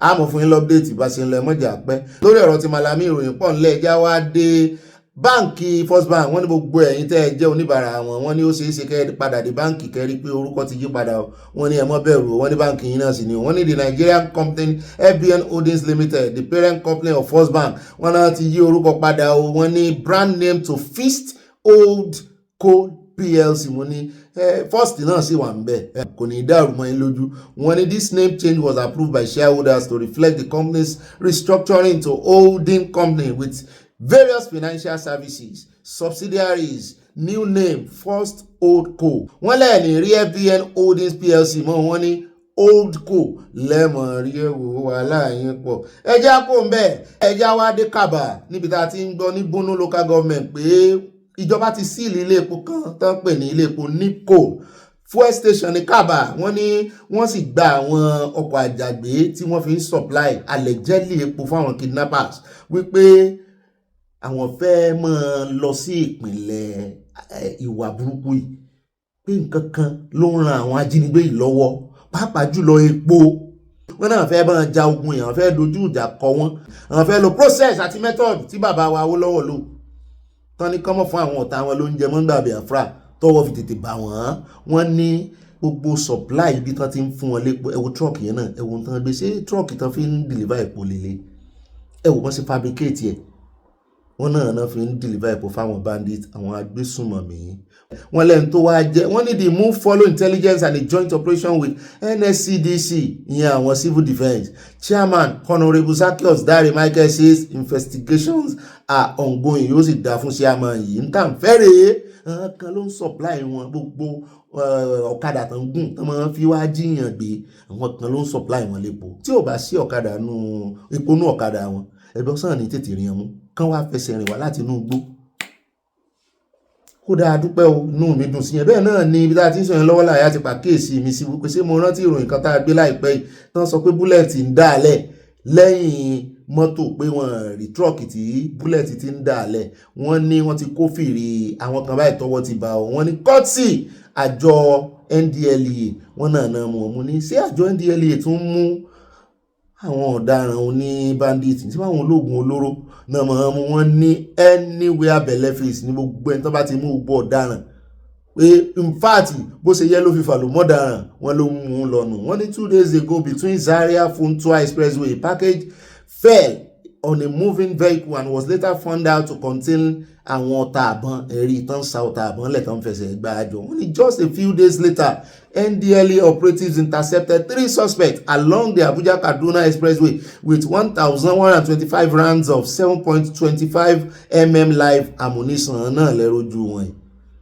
bí ó ṣe é ṣe kó jẹ́ pé inú mọ́tò yẹn ló ti dànù ẹ wò adúpẹ́ ogun olóró kan náà mú wọn sí oṣù mọ́ ta àbọ̀n nǹkan àjà olóró náà mú wọn sí ó ti góòsù ó lọ bẹ́ẹ̀ ẹ ṣe o NDLEA ojúlàlá kan fi sọrí gbogbo àwọn agbófinró ló gbọ́dọ̀ mọ̀ ṣiṣẹ́ ọlọ́pàá náà mẹ́rin tó mú ogun olóró kì í ṣe àjọ NDLEA nìkan wọ́n kàn falẹ̀ àjọ NDLEA lọ́wọ́ létà ni ogun burúkú iná náà sì mọ́ wọn ẹ rí i pé ojú àwọn ọmọ yìí náà ní wọ́n pọ́n rogodo ni bí iná alẹ́ adúpẹ́ lọ́wọ́ Ọlọ́run ò kàn mọ́ mú wọn transport ṣé kò wá ọlọ́pàá ló sì yẹ kó mú wọn àwọn náà wà lójú pópó ń bù jẹ́ pé owó náà mọ̀ tẹ́wọ́ gbà ẹjá kún bẹ́ẹ̀ já tẹ̀ wájú ẹjá dọ́dọ̀ arákùnrin kan tó pera rẹ̀ ní Òsèmú mo ní ta ní jẹ́ bẹ́ẹ̀ ó ní proud Muslim lòun from Ọ̀yọ́ mo wo ìlà ẹnu rẹ̀ mo ní rúùlà wo leléyìí ṣé láwọ̀ Ọ̀yọ́ rèé ṣùgbọ́n ọ̀rọ̀ tó sọ ni ó wá jẹ́ káwọn èèyàn máa wò wípé sọ́mọ àlè Ọ̀yọ́ ni àbí ọmọ ọkọ wọn ní ó ní all my plan is to make sure Islam and Sharia law take over every part of Yoruba land inshallah òun ló fọwọ́ ara rẹ̀ kọ́ ó ní it will happen as soon as possible ara àwọn ìdíjọ́ sí mọ́ sọ̀rọ̀ sọ́yọ̀ rèé o pé ọ̀pọ̀lọpọ̀ àwọn ọmọ Ọ̀yọ́ yìí ti gbàbọ̀dé ó tún jáde wá sọ pé ó fẹ́ kí Sharia wá gbilẹ̀ ńlẹ̀ Yorùbá ó ní ó sì máa ṣẹlẹ̀ irú àwọn eléyìí ni wọ́n á máa du ọba ẹ̀wò bó ṣe kó gbogbo ẹ̀ sí mú sójú ọ̀yàn báyà bíi fight lion. Remember, Muslims are now the majority in Southwest ó ń bá yín wí o àṣírí yín ti ń tú bẹ́ẹ̀ pọ̀ jù bẹ́ẹ̀ lọ gbogbo ayé ló ti ń mọ̀ yín àkànní kó yín pọ̀ máwọn èèyàn gidi ni ọpẹ́lọpẹ́ àwọn èèyàn gidi lára yín ṣùgbọ́n àwọn èèyàn gidi náà ti ń sún wọn torí ẹ̀ ń fẹ́rẹ̀ rẹ́ wọn jù. Bàbá mi kan ti sọ pé Bobby inú mi dùn bó ṣe máa ń sọ yẹn tó kì í kó wa pọ̀ ṣùgbọ́n síbẹ̀ náà ó ń ṣàwọn bákan ẹ̀sìn yẹn táwọn ṣe àwọn báláwọ̀ àwọn bàbá àwọn kò rí báyìí àlàáfíà pé nígbà tí Bobby bá ti wá fẹ́ sọ̀rọ̀ yóò ní àwọn alálàáfíà àwọn kan wọn lálàáfíà wípé òótọ́ sì ní ṣùgbọ́n lára àwọn ń ṣàwọn bákan mo ní bàbá mi ẹ̀wọ̀n jò ṣe yín bákan bá a ṣe máa sọnù àwọn òní kó yín pọ̀ ṣùgbọ́n a sọ nítorí òótọ́ ọ̀rọ̀ àwọn tí ò lálàáfíà pọ̀nù ẹ̀sìn yìí ẹ mọ̀ wọlé ilé tó kó làṣẹnu ní ìsìn tó tún fi ẹ̀rín ìgbèbí ti ṣàkóso mú ṣé ó kó sétí náà ọkùnrin ni o só sì tọ̀nà ó sì kó owó ẹyọ sọ́rùn owó ẹyọ ló kó sọ́rùn yìí.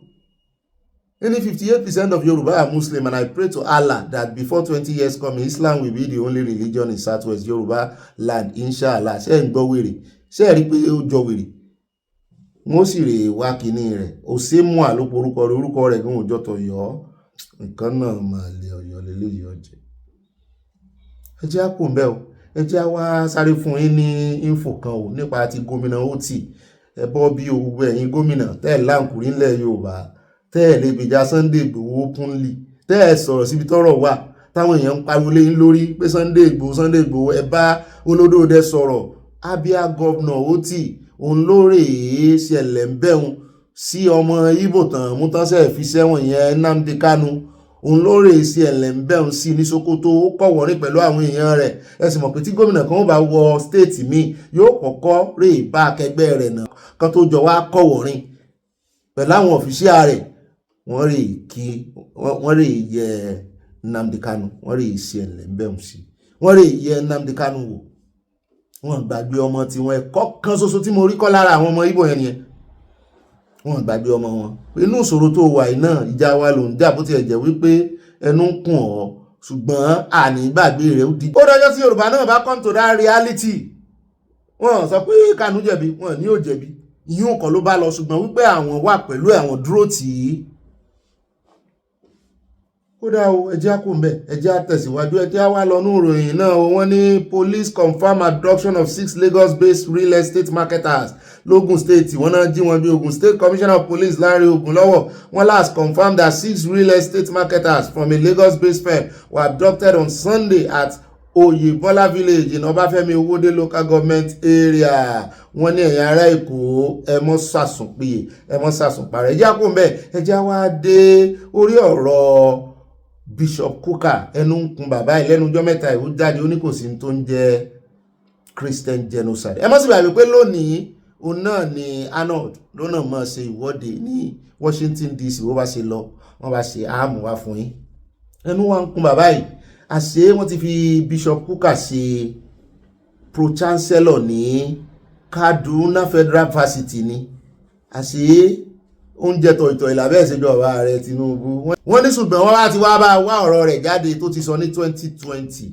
káàrí olódòdẹ tó débẹ̀ ta ló wà níjọba ní 2020 Buhari wọ́n ní lábẹ́ ìṣèjọba Buhari ní Bishop Kuka ti sọ wípé genocide is happening in Nigeria only systematic violence against Nigerian Christians by Fulani herdsmen constitutes genocide according to a leading Catholic bishop who stressed that Muslims are also falling foul of the violence following the execution of five aid workers by Islamic State and West àwọn ISWAP náà pa àwọn márùn-ún gbà ní Bishop Kuka yìí àwọn aríjẹ nídìí mọ̀dàrú àwọn wé àbẹ̀lẹ̀ face bíi ti Reno tẹ́ ń pè bishop tó jẹ́ pé wọ́n lè sòdodo lọ́jọ́ tí wọ́n bá rí ikú báyìí tó sì pera wọn bishop wọ́n ti bá ìjọba múlẹ̀ òun ló wá jáde ní 2025 tó ní òsì genocide tó sì sọ ní 2020 August 7 2020 wípé genocide wà lò lórí wọ́n bá ní olórí àtolórí ní ìjọba àtolórí ní díẹ̀sìn lò lórí ẹ mọ́ tanra yín ó dá o ẹjá wá fi eléyìí kún torí ìròyìn sì kù méjì nínú abala ti Sanawole àní pẹ́ rárá ẹjá sáré dé Ogun State níbi tá a ti gbọ́ wípé lẹ́yìn ìgbà tá a gbé ìròyìn kan wípé lead poisoning mọ́jèlé níbi tá ti ń ṣe battery tán ti ń recycle battery àwọn factory wọ́n ní ìjọba ìpínlẹ̀ Ògùn ti wá gbé ìgbésẹ̀ báyìí wọ́n ti factory 7 náà ti tì wá báyìí wọ́n ní kí náà jẹ wọ́n ní ọ̀rọ̀ kí náà jẹ kọ́ wọ́n ní tí àwọn èèyàn fi ń símú wọ́n ní kò wá healthy wọ́n ní kán kọ́kọ́ tí wọ́n paná kán náà wá rí iṣẹ́ tọ̀ ọ́ bó ṣe yẹ kán ṣe kó lè bá rí bó ṣe yẹ kó rí ẹjẹ́ agbọ́rọ̀ lẹ́nu commission environment wọn bá bá padà dé káwá tẹ̀ iwájú. The factory stopped work and they've stopped right now. So we are moving around for compliance monitoring. We've seen that they've stopped work and what next we're going to do, we're going to widen the sampling size. The report gave a 70 number of the sample size. So we are increasing our own sample size to probably about 500 or more. Okay, around the town within the factory, factory workers, the people who are their dealers and the community. We are doing the sampling and we are going to use reference laboratories for that. So that we're going to publish this globally too. All right, we have a government that is responsive and responsible. All right, and we are to validate all this. I want to assure you, and I'm saying it vertically, I want to assure you that the government here, all right, both Ogun State government and the federal government of Nigeria will not allow the health of anybody here to be deteriorated. To give credence to what the state government is doing concerning the pollution here in Ogijo, there has been enormous work. We have been working in synergy with the state government, and it has come to this stage. We're here to give credence to the work, and I'm here standing on behalf of the DG to say the state has the full backing of Nigeria.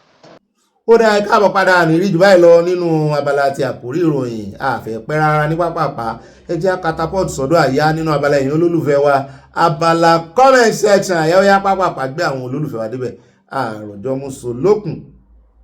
mo máa tún kí n káàbọ̀ sínú abala yẹn olólùfẹ́ wa abala comment section àjèrèmáyọ̀ bá ní ṣọlá bá mi ní ibà gbé wọn débẹ̀ ibà gẹ̀ẹ́sì fọlé onírọ́kà àfàtà ibi oníṣẹ̀lẹ̀ sí àwọn ọmọ ilé aláyọ̀ láṣẹ ìdùmarè kí ààbò Elédùmarè kó wà lórí CSI láṣẹ àwọn onílẹ̀. bẹ́ẹ̀ náà ni àtìmẹ́gọ́lá wọn ní bàbá wa Trump máa bá iṣẹ́ rẹ̀ lọ iṣẹ́ rẹ̀ máa ń dá wa lọ́rùn o bàbá wa Trump máa bá iṣẹ́ rẹ̀ lọ. orin ni mọ́ mi fi wọlé àbí bá mi sì ni wọ́n tẹ gìtá àti dùrù wọlé ni. At Mississippi, I want the Almighty Father come and rescue all innocent people. Why are they built church in the bush and our people doesn't listen and they can never learn? Only God can save everyone of us in Jesus' name. Iye kan Trump at Bami, Remy, wọ́n ní Ogbeni Bobby, Ukraine president now come to the peace table with President Trump. Peace agenda, America making the whole world a peaceful planet. God bless America. God bless America. Báàmí fọlọ́run sọ̀tà nímọ̀lá wọ́n ní Ọ̀gbẹ́ni Bobby àwọn dìgbòlugi àáfàá tó fẹ́ fi wèrè ẹ̀sìn dá wàhálà sílẹ̀ nílẹ̀ Yorùbá Ọlọ́run yóò yẹ̀yẹ́ wọn. Chief Sunday Igboho ẹ jọ̀wọ́ ẹ fara yín pamọ́ fúngbà díẹ̀ Ọlọ́run kò ní fi yín sílẹ̀ Yorùbá nation going back wọ́n tẹ lọ́ọ̀sì àti nǹkan panu. Báàmí Òkènlá Adédọ̀tún wọ́n ní Bobby olùkù mi báàmí mò ń jẹ́ ṣé nínú ìlà ìlò tí Nàìjíríà wà náà ni àwọn kan wá ń ṣe ẹ̀sìn nínú igbó báyìí tí kò sí a single adjoining residential building around tí kò bá ṣe wípé kí àrò ti Ọlọ́run ni kò yẹ kí àwọn security agent kankan dá wọn lóhùn àbí àfọwọ́fà kọ́lé léyìí ní ẹ̀sìn kírunjàre àwọn tó mọ̀ níbẹ̀ wọ́n ti dá wa lóhùn á bá ọ̀rọ̀ wọn nínú comment section wọ́n ní kì í ṣe inú igbó ilẹ̀ àwọn ni o kò sì síbi tí àwọn ò lè kọ́lé sí àwọn èèyàn wá wà nínú igbó náà ní inú oko láwọn àbà awalawura wa ràn jù fún mi Ṣóbọ̀wálé wọ́n ní òbí àtàyà ikú ìsinmi òní the best video of the year that watched is Tadenikawo àti Onírìṣà yìí náà rí mo love ẹ̀ in fact ó sì kù tá a lò lónìí. Báàmí Adébẹ̀rọ̀ Kẹ́hìndé wọ́n ní olóyè Sunday Igboho ti gbìyànjú ó ti ṣe bẹbẹ nígbà tí ó níyò ẹ jẹ́ kí olóyè ìgbádùn àwọn ọmọ rẹ̀ ìjọba yín ni kí ẹ máa pèsè ètò ààbò ní ìsinyìí ìrókò olúwéré àwọn Fúlàní ti dàgbà tán apá ò ká wọn mọ́ o ẹ wá ń pè Igboho ààbò Ọlọ́run yóò dájú lórí olóyè Sunday Igboho báàmí kọjálẹ̀ o. bẹ́ẹ̀ náà ni at Sunday Emmanuel Afọlábí wọ́n ní thanks for updating ká dúpẹ́ lọ́wọ́ Ọlọ́run. Mọ́mí Stella Ògúnbàjò wọ́n ní cheese mo ṣeun lọ́ọ̀ṣọ́ àfi pàkà wọ́n tẹ love sí àwọn ọ̀nàwọ́ ọ̀fẹ́. Bámi Richard Ibídàpọ̀ wọ́n ní ayọ̀ àti àlàáfíà ní a ò fi sọdún àmì regards from my wife ẹ bá ń kí mọ́ mi ẹ bá ń káwọn àbó mi náà kẹ́ẹ̀sì bá ń kí ara yín náà bá mi.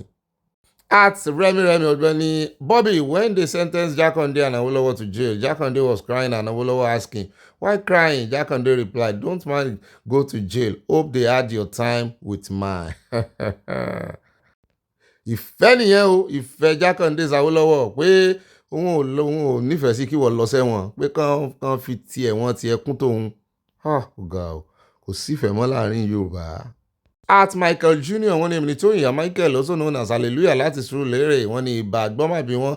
Nọmba 10 Àgbàlẹ́tù street ìtànlẹ́ ń gbé ṣéèṣì mọ́ mi tó ìnárí ló sọ bẹ́ẹ̀ wọ́n máa ń ṣe é ni wọ́n lèmi ò gbé bẹ́ẹ̀ o bóyá wọ́n ṣẹ̀ṣẹ̀ fẹ́ fún mi nílé níbẹ̀ ni o àáfàá yóò gbádùn o ṣé tí àáfàá àti kìrìsìtẹ́nì bá jókòó pọ̀ nínú pléènì tí àáfàá gbé Kùránì dání tí kìrìsìtẹ́nì náà gbé bíbélì dání sí àáfàá yẹn máa lè kúrò lẹ́gbẹ̀ẹ́ rẹ̀ rere wà lórí àwọn àáfàá yẹn ọ̀pọ̀lọpọ̀ àwọn tó tiẹ̀ sí pléènì sàn sọ fún wọn pé àwọn Arab ló sí pléènì ni kí ló ń wọ̀ fún ẹ sì mọ mi jàre bẹ́ẹ̀ náà ni báàmí fọlọ́run sọ̀tà nímọ̀lá wọ́n ní Ọ̀gbẹ́ni Bobby àkó ìfojú sọ́nà oṣù December ẹ̀mí wa tó bẹ̀rẹ̀ ọdún yìí ó rí ìparí rẹ̀ kí Ọlọ́run kó wọ ọlá oṣù kejìlá tá a fẹ́ wọ̀ báyìí kó fi títóbi gba Yorùbá nation fún wa mi Yorùbá nation going back wọ́n tẹ lọ́ọ̀sì àti nǹkan panu. Mọ́ọ̀mí Dorcas Jálò wọn ní ìbàlẹ̀ jẹ́lẹ̀ rìpọ̀tẹ́lì gbé wa débẹ̀ confam Sanawole ọkọ̀ àwa òpèkè pọ̀ àti bẹ́ẹ̀ bẹ́ẹ̀ lọ wọ́n tẹ love Muri flowers à ń gbádùn yín bí òyìnbó ti ń gbádùn sìgá rẹ̀ èmi náà ń gbádùn yín àjọ ń gbádùn ara wa ni. Mọ́ọ̀mí Oyèyẹmí Sàláù wọ́n ní ẹjọ́ níbo ni àwọn àáfàá aláìbàjẹ́ yìí ti ń jáde gbogbo wọn fi ẹ̀sìn ẹ̀jẹ̀jì ń ba ayé Ọlọ́run amú wọn fi ń ba ayé jẹ́ ọmọ Fúlàní ni àáfàá yìí aláyéra dáradára. Ìyá wa tó ìnọ́rì wọn ní àkó tó kó wọn lọ́nà ọ̀run bá ń parí ẹ̀. Ìyáàfin Fáláì wọ́n ní happy new month gbogbo ìdílé aláyọ̀ ẹ̀mí wa tó bẹ̀rẹ̀ ọdún yìí yóò parí rẹ̀ láyọ̀ o bí olúwa ti ń bẹ tí ẹ̀mí rẹ̀ ń bẹ àwọn adàlúrú wọ̀nyí yóò parun láìpẹ́ o àjò ìjọ ayọ̀ ní orúkọ Jésù Yorùbá nation no going back wọ́n tiẹ̀ ti gbé lùwà ó yá ẹ bá ń tẹ dùrù yìí sí. bẹ́ẹ̀ náà ni àtìtò iná rì wọ́n ní inú mi dùn for this great news ẹ wò ó inú mi dùn gan nígbà tí mo rí lánàá.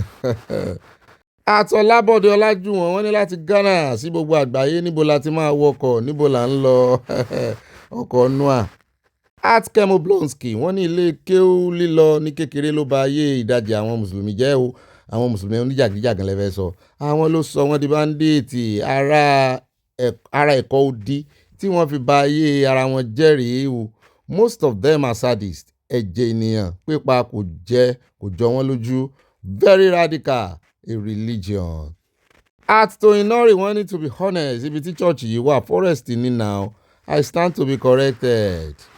bẹ́ẹ̀ ni inú oko táwọn baba náà máa ń lọ náà nù jù ní tẹ́lẹ̀ kò sí nǹkan báyìí tẹ́lẹ̀ ayé ló bàjẹ́ ṣé kí gbogbo èèyàn kú nígbà tí gọ́ọ̀mẹ̀ntì gan ti ń ti gbogbo skul inú rural area báyìí wọ́n ti ń dà wọ́n pọ̀ mọ́ àwọn skul inú kìíní bó làwọn èèyàn àwọn tó wà ní oko kò yẹ kán mọ̀ pé ewu ń bẹ lóko ló ń gẹ́ bẹ́ẹ̀ ni gọ́ọ̀mẹ̀ntì tó yẹ kó sọ wọn àwọn ọmọ wọn ti ń kó wọn wá kúrò ní oko pé ẹ máa bọ̀ nínú táwọn o torí ẹ̀wẹ́ gbọ́n wínrínwínrín ọ̀rọ̀ lónìí lẹ́nu Buala agbẹnusọ ààrẹ àṣírí ti tú àwà àfi kẹ̀gbẹ́kẹ̀gbẹ́ ti sọ tán lọ́jọ́sí tó ń gbèjà Boko Haram ẹ jẹ́ á lọ sọ́dọ̀ bá mi òkè ńlá Adédọ̀tun wọ́n ní Bobby Olùkùnmi ẹ kú ọjọ́ ìsinmi òní o àsìkò ìparí oṣù November àti ìfojúsọ́nà oṣù tuntun December bí ó tilẹ̀ jẹ́ wípé nínú àìfọ̀kànbalẹ̀ àti ìpòrúurú ọkàn ní majority àwa Nigerians wà pẹ̀lú general insecurity tí ó gba gbogbo ìlú kan báyìí o kí a ṣe àgbàdúrà kí President Trump tètè dé pẹ̀lú àwọn ọmọ ogun rẹ̀ láti ràn wá lọ́wọ́ kí wọ́n bá wa gbógun ti gbogbo àwọn agbésùnmọ̀mí wọ̀nyí níbikíbi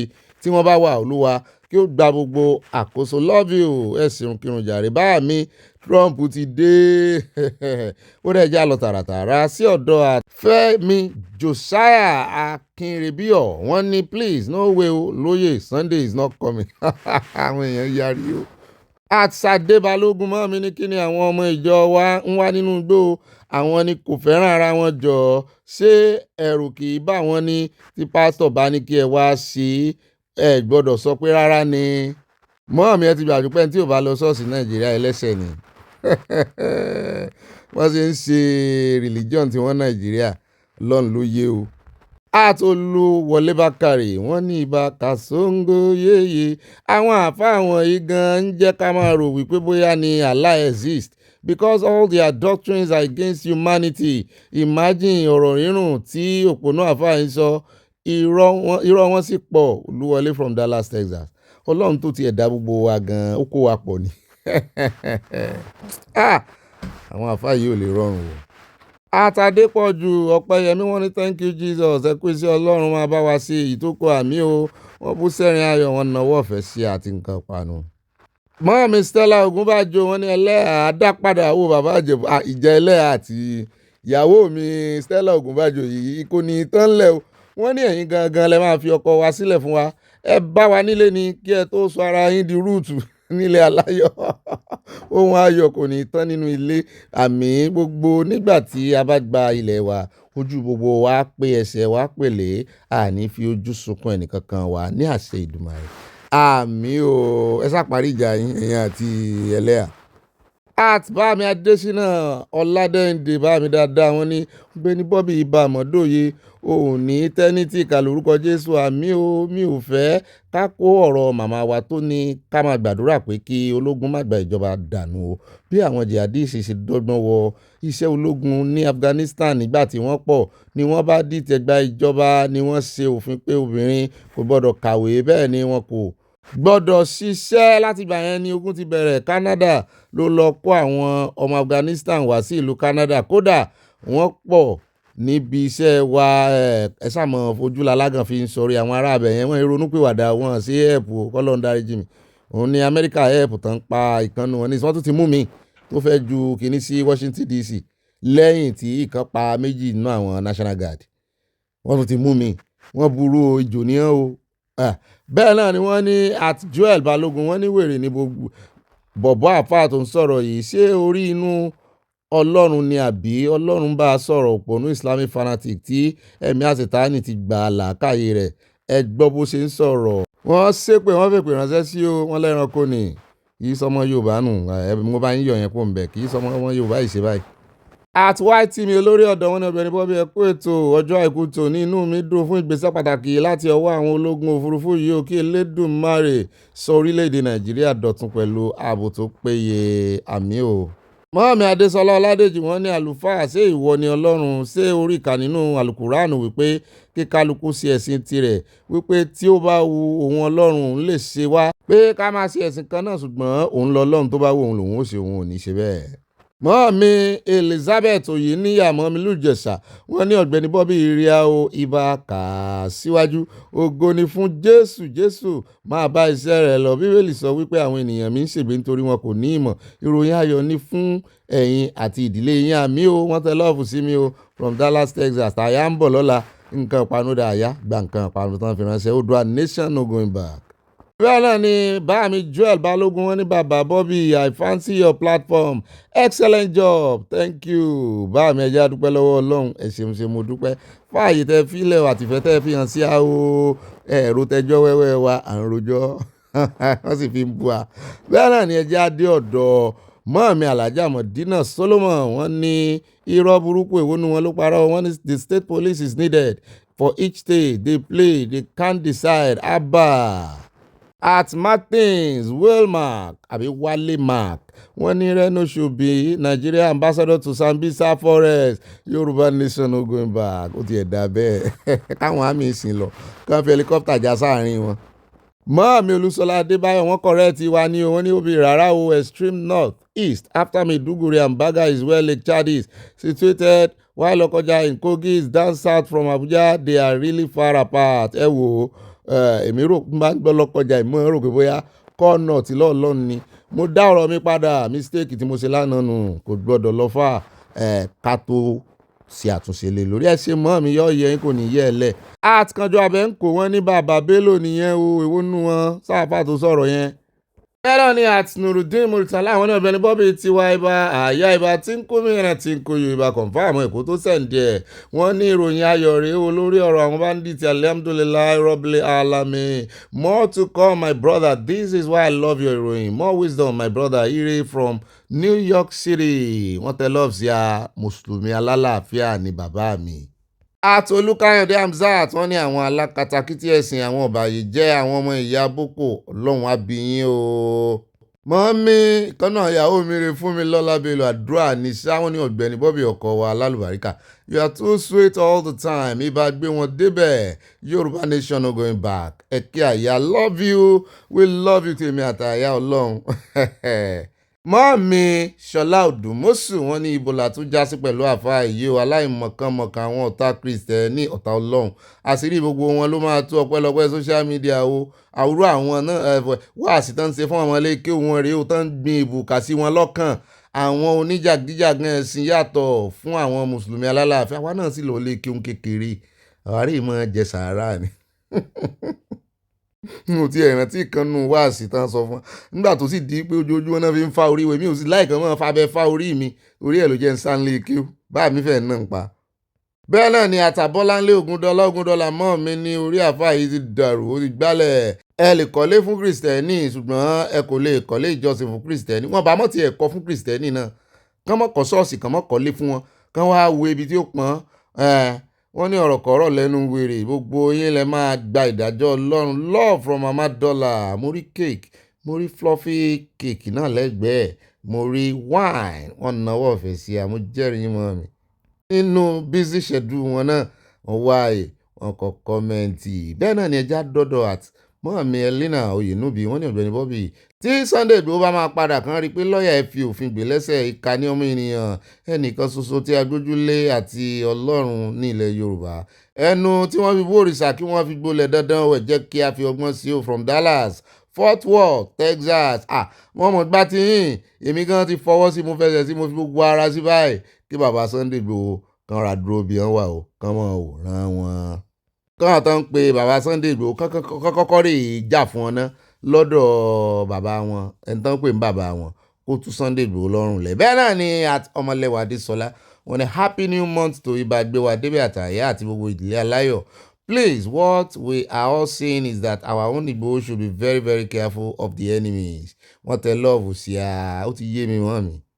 At Ade King, one of Bobby, good evening here in Minnesota. God will continue bless you and Aya for the good news. Amen. Ó dùn máwọn èèyàn nù gan. At Oluyomi Oluwole, good evening and great ambassador on this platform.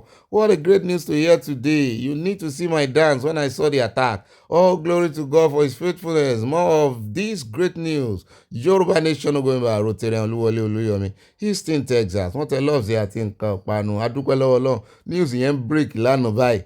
Làwa náà ń gbé. At màámi mi ti ń retí yín mi ṣèkó mi fọ èkó sí màámi. Wọ́n ní ibà yà pé àyà.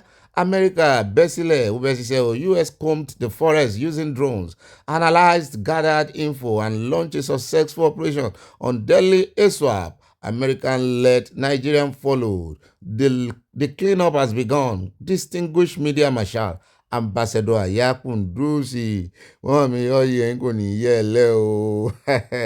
Èmi ò tiẹ̀ mọ̀ wípé wọ́n bá ní ISR aircraft wọ́n ní máànù ni wọ́n lo máànù náà wọ́n lò kan náà tó jẹ́ máànù bóyá àwọn drone kan dẹ̀ wà tó jẹ́ wípé máànù ni tó jẹ́ pé àwọn èèyàn mọ̀ ọ́n wà àbí máànù yàtọ̀ máànù wò wọ́n sá ti kóńbù wọn.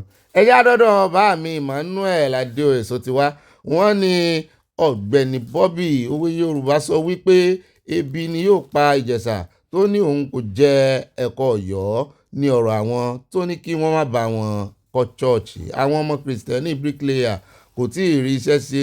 Mo rí búrẹ́dì Agége rẹpẹtẹ o. Bẹ́ẹ̀ náà ni mo rí àwọn healthy fruits wọ́n ní fún Àyà àti gbogbo ilé aláyọ̀ àti àwọn ìyàwó Bobby. Ẹ ṣeun ṣeun o. At Royal Pastry ẹjẹ́ àjọgbọ́ kínní yìí o wọ́n fún wa ní update gidi o. Wọ́n ní they prescribed that judgment against the people in Bashi that kidnapped the terrorists' family in exchange for their family. Táwọn terrorists jí gbé. Now they have declared those village people wanted for pé wọ́n lọ jí fẹ́ bá family àwọn kidnap gbé àwọn bandit. And if wọ́n ní go and do your research. That was not prescribed for the bandits and the full Islamic jihadists. They prescribed for the village. Irọ́ o, àwọn ilé ìgbìmọ̀ asòfin ọ̀tọ̀ nìyẹn. Ọ̀tọ̀ ilé ìgbìmọ̀ asòfin ti sọ pé ìjìyà tí terrorist bá ń jẹ báyìí ìjìyà kú òun náà máa fún bandit àti jihadist. Ọ̀tọ̀ nìyẹn.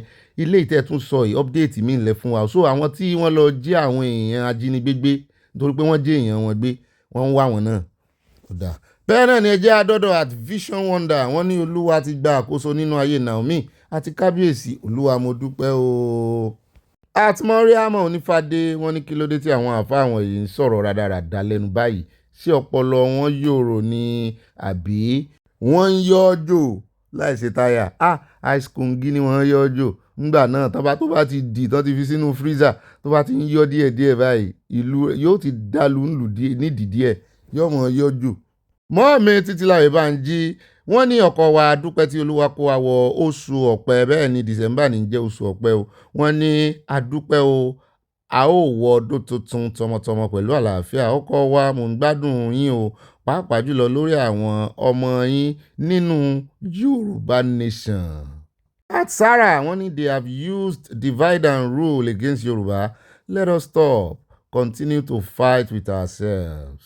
Ọlọ́run ojú tètè yẹ.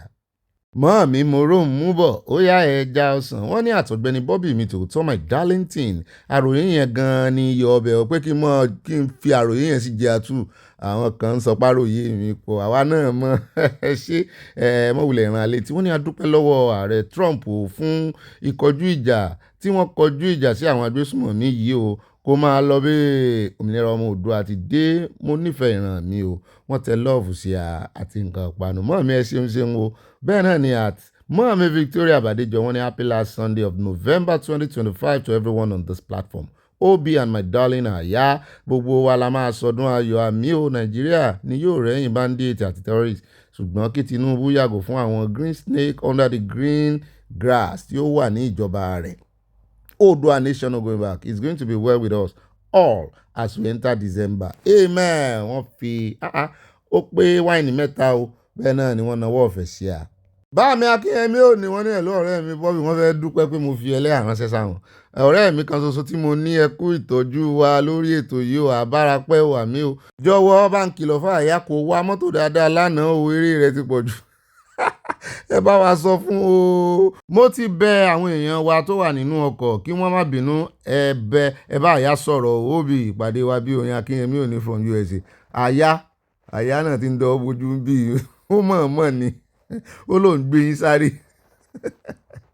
Ó dáa o ẹ ní kí n tó change mind mi ó lẹ́yìn lẹ́yìn ó nítorí tiyín náà ni ó ní kí n tó change mind mi pé mo ò fún yín lẹ́lẹ́hà mọ́ orí ẹ̀ ló ń sì tètè sáré.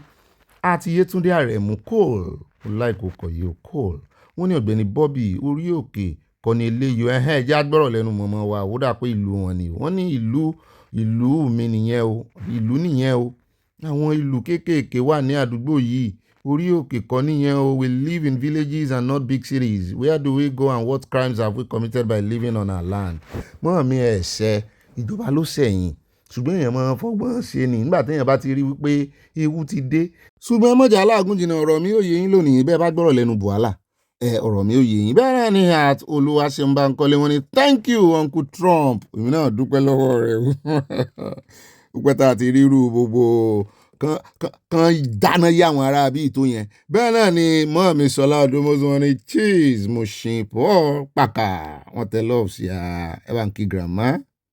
Bá mi Adésínà Ọládẹ́ǹdè wọ́n ní Ọ̀gbẹ́ni Bobby jọ̀wọ́ èmi ò láyà ìyàwó ẹ̀ ò ẹlẹ́yà tí o ní kí n fi ṣe ìyàwó nítorí náà bá mi mú ẹlẹ́yà lọ sọ́dọ̀ bàbá wo Oríṣiríṣi ọlá kí wọ́n fi ṣe ìyàwó kẹta o ẹlẹ́yà pọ̀ láàrin wa ìkan fẹ́yìn ìkan fún bàbá mi Akínyẹmí ò ní bàbá mi orí ọlá ò fẹ́ lẹ́yà ganan pákéjì ẹlẹ́yà fún wa ganan distribute mákẹ́tà ẹlẹ́yà nù. At Olúwọlé Bákàrẹ̀ wọ́n ní ibà pàpà parada Tinubu might use this opportunity to disgrace Reno Omokri kámọ̀ wò it might be meted with the same treatment used for El-Rufai wow maybe Olúwọlé from Dallas Texas kámọ̀ wò. Wọ́n ní tẹ̀ síwájú kí n kà síwájú wọ́n ní tí olóyè Ìgbòho bá fi wá sílẹ̀ pẹ̀lú Yorùbá Nation yìí àwọn apààyàn yìí ò ní bẹ̀rù wa mọ́ ẹ̀rù tí ó wà lára Chief Sunday Ìgbòho lóyìn jẹ́ kí àwọn ọmọlẹ́yìn Gumi yìí máa bẹ̀rù wa o Elédùmarè àti olóyè lẹ́yìn o àfi kí ó gbà wá o ìrùkẹ̀rẹ̀ ní gbọ́mọ Ọ̀rúnmìlà ire Olúwọlé from Dallas Texas. Ẹ wò ó n tó tiẹ̀ mú kí àwọn tí ò mọ iyì Sunday tẹ́lẹ̀ kán wá mọ iyì Ìgbòho wọn mọ iyì Sunday ṣùgbọ́n wọ́n ti mọ iyì Ìgbòho wọn mọ̀ pé nǹkan kan náà ni méjèèjì ẹ má jẹ́ àbínú jù ṣùgbọ́n bàbá wa náà fọgbọ́n ṣe ni.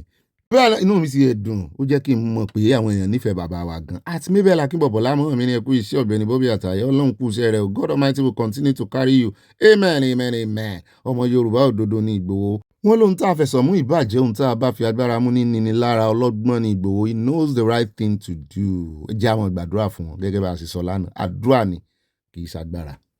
Ó rẹ̀ káàbọ̀ padà o Ọlọ́run ò dàbí ènìyàn àrònípin wọ́n ní ká ní ènìyàn dàbí Ọlọ́run ni wọ́n bá ní kó jò mọ́rọ̀ pé ìwọ òjò dúró mẹ́rùn wọ́n sì máa ṣe náà ìwọ̀nba agbára kékeré tọ́lọ́run fún wọn náà wọ́n bá fẹ́ ṣe nǹkan kékeré báyìí táwọn fẹ́ kójò rọ àmọ́ fẹ́ sọdún kan ẹ̀rì táwọn ti mọ̀ ní ìwé tọ́lọ́run sì fẹ́ kójò rọ ìwọ ò sì fẹ́ kó rọ bó làwọn àgbẹ̀ ó sì jẹun ó dá èèyàn lẹ́rí yẹn fún yúwo mú kí n káàbọ̀ padà ṣe gbádùn àyà sí ògbé yín sáré jù lónìí torí bàbá mi Adésínà fẹjọ́ àyà sùn àbí bàbá mi Akínyẹmí òní ni kan náà bàbá mi wọ́n fẹjọ́ àyà sùn kò sáré lánàá ṣùgbọ́n àyà ti sọ tó mọ̀ ó ti sọ ìdí tó ń fi sáré ó dẹ̀ wá nǹkan jókòó lẹ̀ wá nǹkan panu tẹ́ mọ́ fi sọ̀rọ̀ àjìjà bẹ́ẹ̀ náà ni kẹ́ wá nǹkan lẹ́rìn dòdò sí kí wọ́n mọ gbé yín débẹ̀ báyìí ẹ bá wa pín fáwọn olólùfẹ́ yín mọ̀ràn yín náà ṣe kókó kó mọ́ ju 5 lines lọ. Alákọ̀ọ́kọ́ nínú ìròyìn àkójọpọ̀ wa tòní tá a fẹ́ lójú ẹ jẹ́ àkọ́kọ́ dé ọ̀dọ̀ ọ̀rọ̀ tí wọ́n ní Ọbásanjọ́ sọ níbi tán ti sọ wípé kí ìjọba kó béèrè ìrànlọ́wọ́ pé kí náà ń tijú fún pé wọ́n ń pa àwọn èèyàn gan-an pé ìjọba yìí wà irresponsible wọn wà competent wọ́n níbẹ̀ ni presidency ti ganu sí mike tán ti dá ààrẹ Ọbásanjọ́ ààrẹ ìjẹrin àbíjà nǹkan wọ́n bá dán lóhùn wípé ṣé bí abẹ́ ìṣèjọba yín ní gbogbo kìíní ti bẹ̀rẹ̀ pé before kẹ́ tó recommend the solution pé the former president should reflect on what he failed to do when these terrorists first began organizing under his watch. pé ẹ̀yin lẹ fẹ́ẹ̀lì ọmọ Nàìjíríà. Ààrẹ Tinubu kan wá forí kó skibọ̀ rọ́bì ọ̀rọ̀bọ̀ kíbọ̀ mo ní sáwọn ò rí pé ilé agbọ́n náà fẹ́ wá forí tú kan tó sọ páwọn ló kàn. Èwo ni kẹ́ ẹ lè ṣe stọ́dì ẹ̀ dáadáa ni ẹ ti mọ̀ wípé lábẹ́ ìṣèjọba Ọbásanjọ́ sì try kò gbòòrò tó báyìí lábẹ́ kíní ẹ̀ kò tó yìí politics lẹ́fi fẹ́ lójú ṣùgbọ́n tí presidency náà fi wá ń dán lóhùn wọ́n ní yet the very individual who looked away when this threat first sprouted now want to sit in judgment. Nigerians know better, he stated.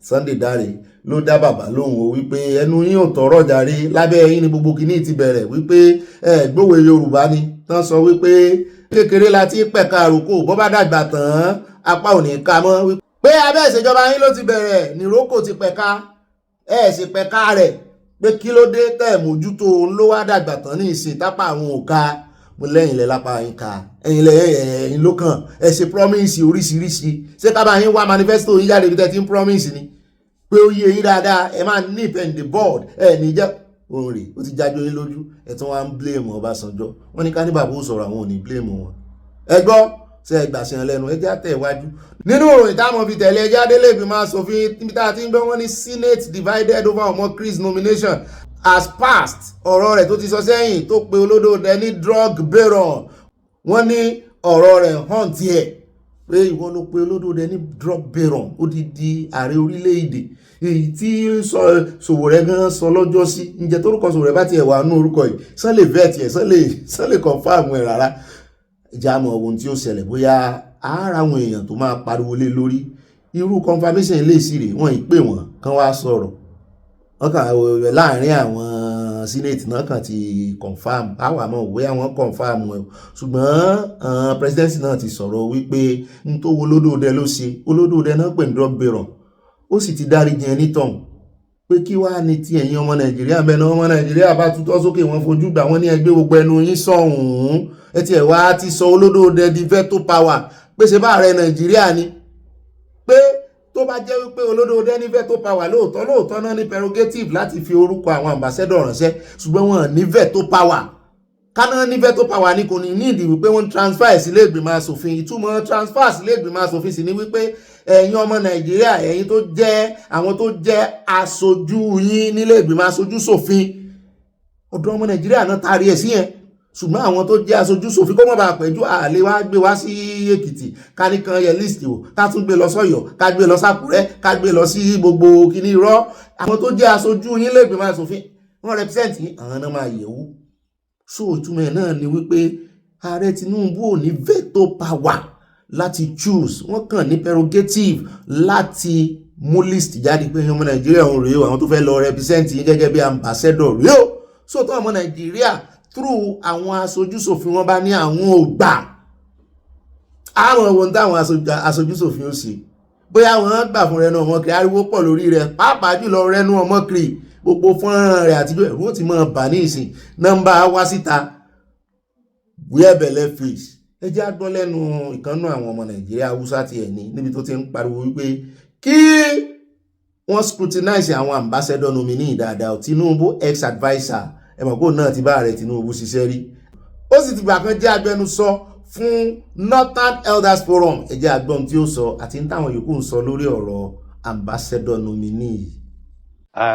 Rather disappointingly, I'm not going to cheer President Tinubu. I would say this is very late. These outgoing ambassadors are going to serve for maybe a little bit less than maybe a year and a half. We've raised the issue of ambassadors and appointment of ambassadors many times before. Many. Unfortunately, the president didn't seem fit to appoint ambassadors until we had the current crisis that we have. So, unfortunately, my opinion is that this should have come a long time ago. But that's already a settled issue. There's another very sensitive point I want to make, without necessarily maligning anybody.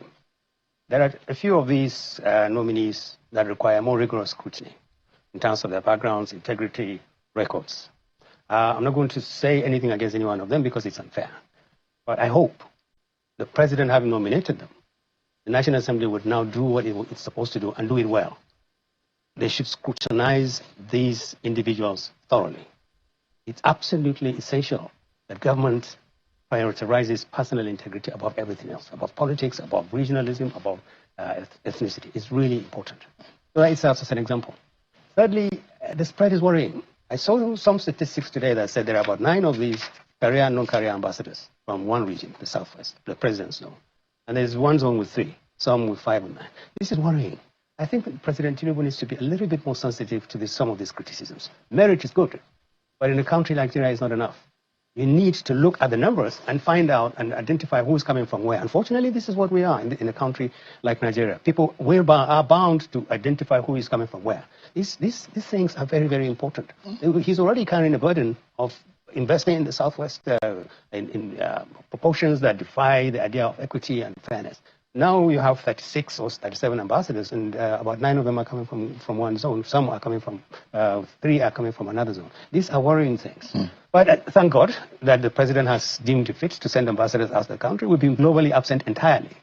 And literally, we've been globally absent, and we've been absent from the global. Ìwá ṣẹlẹ̀ nìkan ló sọ olórí tàwọn ambassador ó ní ìbádùnmọ́ kí ààrẹ Tinubu kọ́mọ̀ rọ́ọ̀nù fún second term mọ́. Kí ló dé tó fi sọ bẹ́ẹ̀? Sorry, I'm going to have to say it again. When I left his administration, one of the things I said to many people was, I wish President Tinubu will not run again in 2027. Why? I think that first, he said his ambition was to be president. He had been president. So he has satisfied that ambition. He said, Emilokon. I think that's my turn. Yes, it's his turn. And he has had his turn. He's been president for 4 years. If, inshallah, he gets to 2027. But I don't think he's run this country well. The Tinubu we used to know, the Tinubu who had all this hunger, who had all this fantastic intelligence for scheming, for just hasn't shown that Tinubu. There isn't that fire. There isn't that sense of I must fix this. He's run an economy, not a country. He's running figures. Every day you hear we are saving more money, we are doing this. And today I saw a statement. One of the strongest statements released from Vice President Atiku Abubakar's office, making some really profound allegations against the manner in which funds meant for security of pipelines are missing. You should read that. It really is mind-boggling. Yeah. And I hope the president's people will see that, sit down, read it, and respond to that. Because Nigerians will read that. If you say that the president should not run into it, a younger person, a healthier person, a more focused person, and make him his candidate. He can. If he can run this government, get all these people out of the PDP to come and join him, he's amassed every power that he needs. But he's not running the country. Politically speaking, is that possible? Would you do the same if you were in his shoes? Yes. If I don't have the physical capacity, the mental capacity, or does it look like he doesn't? Well, look, the last 2 months, or at least let's go back to since this Trump thing, I didn't see a president who should respond to an emergency or a challenge in this manner, with this manner and the spirit that he should. I didn't see it. And it's not just on this issue. The truth is that Nigeria has deteriorated so badly that we cannot continue to run things as... Appointment is coming on the 3rd year of Mr. Tinubu's presidency. Dr. Bati, that is remarkable. Because in the excuse is that the president needed time to scrutinize persons eligible to represent Nigeria as diplomats abroad in the position of ambassadors. It took him 3 years. It took President Tinubu, the master strategist in quotes, 3 years to come up with Reno Mokri as a non-career ambassador. It took him 3 years to come up with the name of Fani Kayode, former Minister of Aviation, as a non-career ambassador. 3 years to come up with the name of former governor of Abia State, Igbazu. Okay. As a non-career ambassador. Inibe. And I can go on and on. Okay, Inibe. The point is that... Inibe, it's not 3 years. It is... Yes, Dr. Basi, confirm you can hear me, please. It is 2 years, 2 months. Just 2 years, 2 months, to be specific. But the issue is, okay, this person... Well, I get the point. I'm saying this is his 3rd year. Okay, well, just to be specific. But... náà lẹ ti gbọ́ yẹn ṣùgbọ́n àti gbọ́ nǹkan kan o nípa ti Fani Káyọ̀dé náà wọ́n ti ń pín fọ́nrán kiri tí eléyìí tá a gbọ́ lánàá ó ní ti Reno Omokri. Mi rò pé Reno Omokri máa pàpà make finalist yìí o, torí ariwo ọmọ Nàìjíríà pọ̀ lórí rẹ̀. Kí wá sóun nìkan, Mahmood náà wà ń bẹ̀ tó ṣẹ̀ kúrò ní àjọ INEC gẹ́gẹ́ bí chairman wọ́n tún dòun náà padà. Àwọn èèyàn wá sọ wípé list táàrẹ Tinubu fi síta yìí wọ́n ní ó kún fún the good, the bad and the ugly. Wọ́n ní ṣùgbọ́n the ugly and the bad ló pọ̀ jù mẹ́ ara wọn náà lẹ̀ ń wò yìí. Ṣùgbọ́n ẹja wá lọ sínú fọ́nrán kan náà táwọn èèyàn tó wá ń pín kiri wípé ẹ̀yin àgbẹ̀ ti gbàgbé ẹni tó kó ọwọ́ rẹ̀ sí ìrùn lórí ti Fani Káyọ̀dé sọ̀rọ̀ tán fẹ́ fi ṣe diplomat rẹ̀ tán fẹ́ rí represent Nàìjíríà tán ní diplomacy. Ó sì sófẹnu ara rẹ̀ sọ, ó ní fuse orí òun kì í pẹ́ burn, ó nítorí pé short circuit fuse ló ní lórí. Ẹ̀yin electrician dà, ẹ wá bá wa yẹ ọpọlọ rẹ̀ wò. What type of stupid is that? Bankrolling who? Do you know who you are talking to? I will not take any questions from this man. What type of insulting question is that? Please don't insult me here. Okay, I don't want to take any questions from this man. Very I could see from your face before you got here how stupid. Don't ever talk to me like that. Who do you think you're talking to? Bankroll who? You have a small mind. Very small mind. Don't judge me by your own standard. Don't ever try that with me again. No, don't, please. You see me well. Don't ever. All right? I have a short fuse. Okay? Don't. Well, the incident, which sparked widespread condemnation at the time, has now gone viral again as Nigerians question whether someone with such temperament is fit to represent the country diplomatically. Critics argue that diplomacy requires restraint, respect, and communication skills, qualities that they say Femi Fani-Kayode clearly lacked in his treatment of this particular journalist. Dr. Batin. Well, very quickly, I mean, while I don't want to focus on the personalities, you also raised the point about temperament, which you're talking about with Ambassador Joe Keshi. When we interviewed him, and he was saying that temperament is important, but that what he sees on that list is a collection of the good, the bad, and the ugly. I think it's also an important point because you may well post some people to some countries, and they will go there and carry placards, depending on where the wind blows. Even they may carry placards against Nigeria, or they will be having a diplomatic function. They can even go there and abuse key officials of the country, which will be a very serious diplomatic issue. Of course, the country, the receiving host country, would have under the Convention on Diplomatic Privileges and Immunities, can declare them persona non grata and expel them. The third point, of course, is that we are all concerned about this list because Nigeria is not very popular in some parts of the world. And we want people who can represent us very well. The ambassador is a representative of the sovereign, of the sovereign state. He's also a personal representative of the president. So the president of Nigeria will say it is his prerogative to choose whoever he wants. And he has those powers under Section 177 of the 1999 Constitution. But we as the people of Nigeria, I think we have every right to say whoever is going to represent us will not be people who will go and organize a riot or go there to carry placards. Ministry of Foreign Affairs will have to write a letter to the host country to get an agreement, which is an agreement by the host country. And the host country can say, we don't want this character. So even if the screening fails here, it may not fail in some other countries. If Fani Káyọ̀dé, for example, cannot be sent to Israel or to United States. So these are the issues. And up to the end of 2026, these ambassadors may not even be posted. It's a long process. Ó náà láti gbọ́ yẹn wípé ìdá olójú mẹ́ta lélẹ́ẹ̀kì tí ẹ̀ ṣe ìdá olójú méjì wípé wọ́n bá mú ti Nàìjíríà jẹ tán mú ti Senate jẹ tán mú ti àwọn DSS torí DSS náà profile wọn. Wọ́n wo security profile wọn tí wọ́n bá mú gbogbo ẹ̀jẹ̀ Nàìjíríà wọ́n ní ẹni tó jẹ́ foreign minister Nàìjíríà Tuga yóò wá gbé ọwọ́ lé lẹ́tà yóò wá kọ lẹ́tà sí country kọ̀ọ̀kan tó ń pín wọn lọ wípé àrán èèyàn bọ̀ wá sójú Nàìjíríà o àwọn diplomatic mission Nàìjíríà àwọn tí ó mọ̀ dibẹ̀ mú o àwọn tẹ́ mọ̀ bá sọ̀rọ̀ rèé o tẹ́ bá fẹ́ bá ààrẹ sọ̀rọ̀ o bẹ́ẹ̀ náà ṣe ní tiyín ní country wa làánà fẹ́ ní country yín o wọ́n ní ó tún wá kù sọ́wọ́ orílẹ̀-èdè tán fẹ́ mú wọn lọ wípé tán bá ti gbà wọ́n èmi sì mọ̀ wípé Amẹ́ríkà àti Israel wọ́n àti ẹ̀ lè gba Gani Káyọ̀dé àti kí ló kọ rẹ̀ àti Reno Omokri bóyá Canada wà gbà á mọ̀ wò gógógó nígbà tán bí ààrẹ Tinubu bá ní kòrùn rèé ṣàṣojú ní USA àkóbá ni ó ti ẹ̀jẹ̀ pẹ̀lẹ́nu rẹ̀ onírọ́ wọ́n ti fẹnu dá wàhálà alẹ̀ tẹ́ ẹ bá rí ẹ́písòdù tí Fani Káyọ̀dé náà kọ lórí ọ̀rọ̀ genocide náà tó sọ̀rọ̀ sí Trump kò sórúkọ tí ò pé Trump tán wọ́n sì fẹ́ sojú Nàìjíríà dáadáa ní ọ̀pọ̀lọpọ̀ wọn ti gbàgbé wípé ilé làpò tí ìjókòó-dé èèyàn ní ìjókòó-dé di ilé báyìí àpò tí gbogbo òdì tá à ń rù kiri tá a fi ilé ni ó jókòó-dé wípé mọ̀ bọ̀ ó bá mi ń bí so nídìí èyí ó ń kọ̀ sí controversy gan. Àwọn èèyàn ń pariwo lé wọn lórí wípé láíláí àwọn tí a mọ kárátà wọn tí ìsòrí tí ìsànà tó jẹ́ wípé kò gbóná kò tutù ní wọ́n sọ tòní wọ́n sọ lónìí wọ́n tún yí ọ̀rọ̀ wọn padà. Ìwọ wá ní ààrẹ Tinubu dáríjì ó lè ṣe ààrẹ Tinubu ṣùgbọ́n by extension ó ṣe àwọn ọmọ Nàìjíríà náà. A ó àwọn wò ní ìsìn bóyá wọn kò gbòjá àbí àwọn sínẹ́ẹ̀tì ní ó kọ́kọ́ gbégi dínà wọn.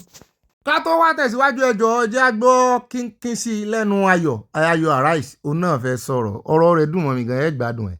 On the ability of the president to put people into positions. Don't forget that when he was running for election, he had said that one of his key strategies is that his teamship and his ability to identify talents and put round pegs in round holes. But this is a misfit by a lot of standards, whether through character, through experience. And so people are asking, what is the process by which the president makes his decisions? That's number one. Remember the ministerial nominees as well. There was a lot of noise around that these were mainly political rewards when we needed expertise, particularly at a critical time like this in the nation's history. And so those are some of the things. Again, I hope the president might look into this, withdraw, but then take a critical look at those in his kitchen cabinet who are advising him to make such decisions to cause embarrassment to his government where a lot of people disagree with. Finally, let me say that unfortunately, this news has overshadowed those who actually are on merit. The 15 career ambassadors, we congratulate them. This is the work they have done. They have a lot of experience and they bring it to bear in their work. So congratulations to all of them. And I'm hoping that this whole hula baloo will not overshadow what should be a glory moment for them based on the hard work they've done. Ó tọ́mọ̀ ní èmi gan tí ẹ mọ̀ pé àwọn márùndínlógún kan wà tó jẹ́ career ambassador. Àwọn non-career gan làwọn èèyàn wá ń pariwo lé lórí o.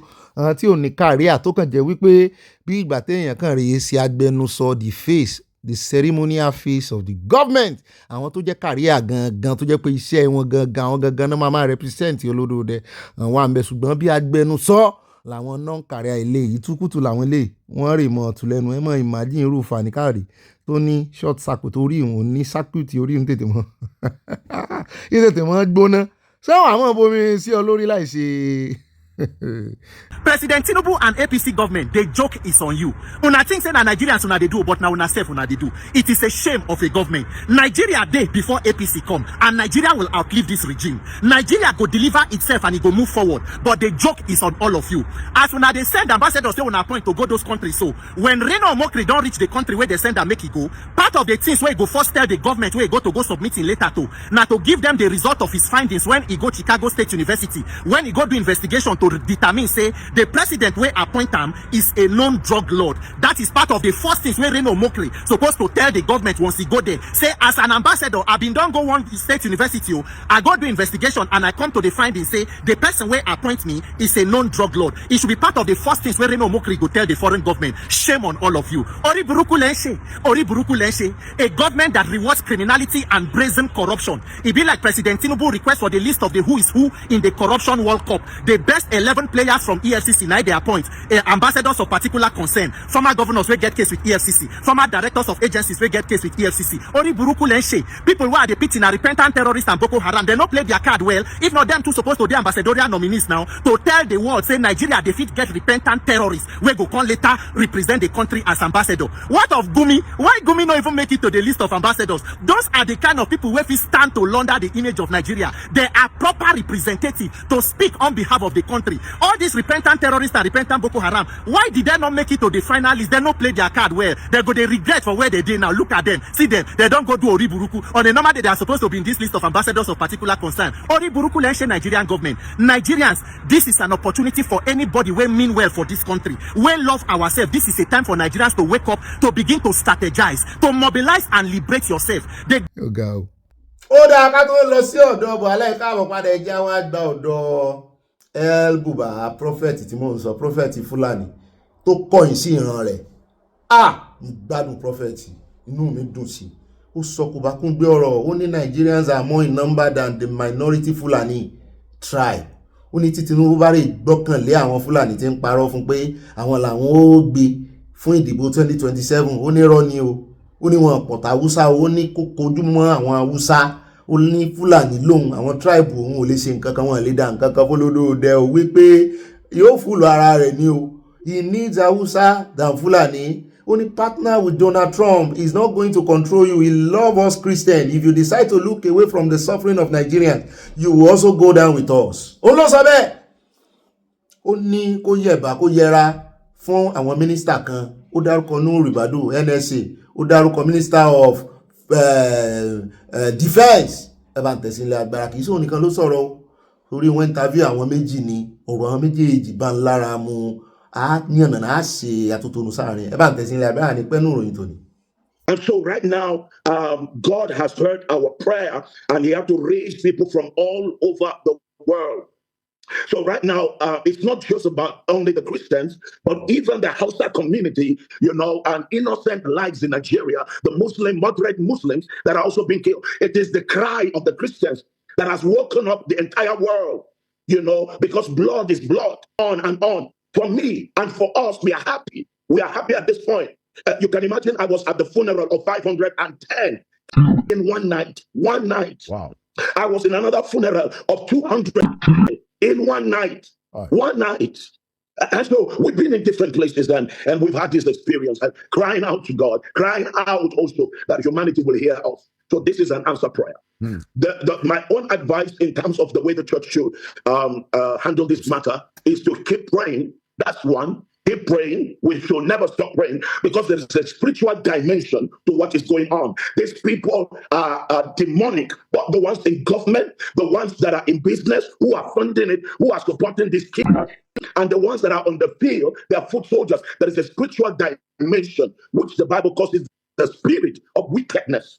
At the second time, apart from praying, we need to voice out, we need to continue to put the pressure on the government until the government does what is right for all Nigerians. What is right for all Nigerians? That should be the position of the church for all Nigerians. Number 3, every Christian must be safe in every location. There is the genocide of what is going on in terms of killing. There is the persecution of identity. That a Christian that is in Katsina or in Sokoto cannot get a free land for him to build a church, cannot get the papers, the certificate of occupancy.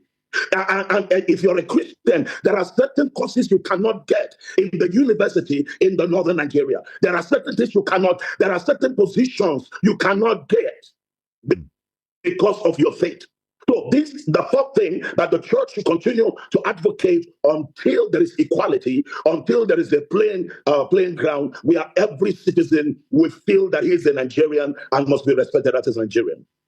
Every Christian and I will join now with every moderate Muslim should defend themselves, to protect themselves. We should all stay alert. These people are bent on bringing Nigeria down. We must all stay alert and then collaborate with the international community that have shown interest in supporting us, partnering with us. We are not asking them to come and control us. No, not to come and control us, but partner with us, give us what is required in terms of intelligence, in terms of area surveillance, so that the training camps of these terrorists will all be wiped out, and also their sponsor. The presidency, I tell you this, and I'm not missing word. Right in the presidency, there are people there. I have mentioned them before, and I can mention them now. They are there. They are part of the sponsors of these terrorists. So the president knows their name. The president should have the political will to bring them out publicly and deal with it. That will give hope to Nigerians. That will give hope to the ordinary Nigerians. There are members of the Senate who are part of the organizers, sponsors of these terrorists. Is there. Why would the president not arrest these people and bring them to book? Nobody should be above the law in this country. Absolutely. Nobody should be above the law. Because one thing is, any truth that you try to play down, then you can never get your freedom and your liberty. But if you walk with truth, then liberty will come. This is what every Christian should stand for. Ayé ní ọ̀gá mi àṣírí rèé o, ṣùgbọ́n kò bá dárúkọ wọn.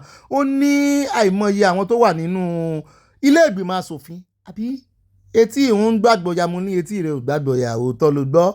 Ó dárúkọ wọn, á lò ní ìsinyìí.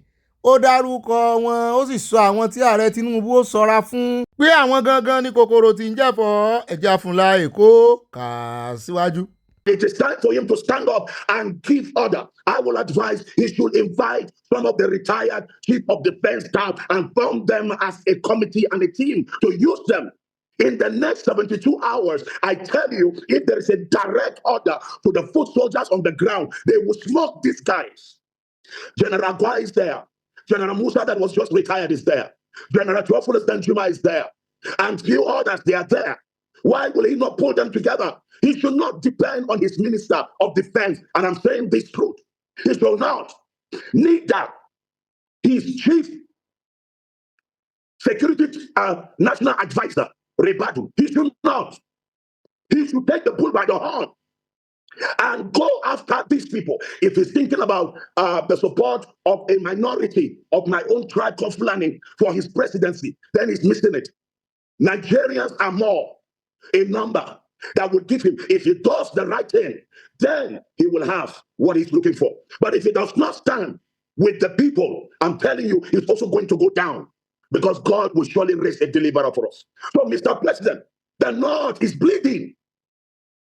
I toured the entire country. I just finished my tour in all the 37 states with Abuja. I went state by state. I went by road all through this journey. Nigerians are going through pain.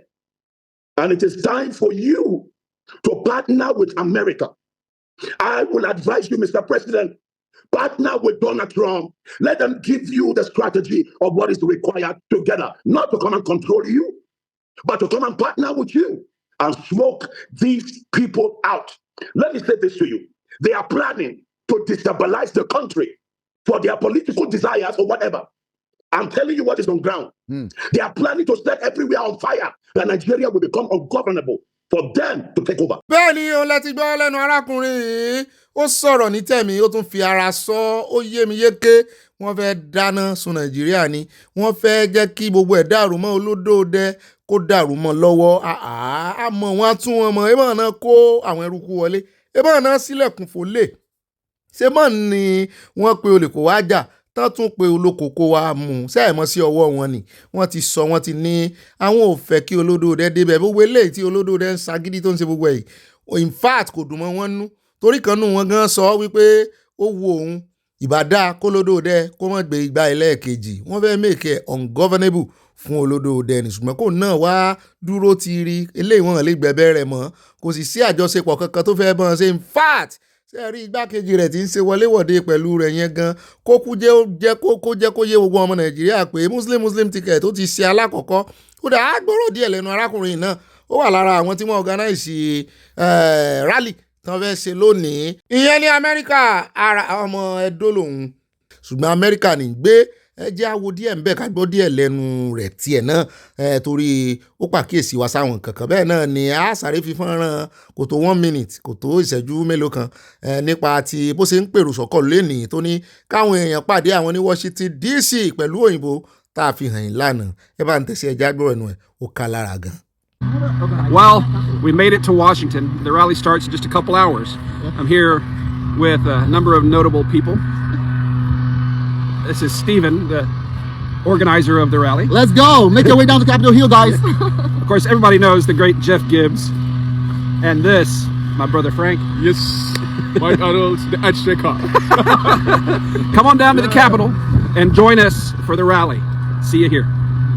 He lost over 270 of his own village. He will be there tomorrow. There are several people who have gone through this. So the Americans will meet witnesses of the genocide against Christians. Yes, the argument is always thrown about in the media in Nigeria that other Muslims are dying, other people are dying. But according to Reverend Ezekiel Dakomo, who is the Muslims or the Christians, should anybody die at all?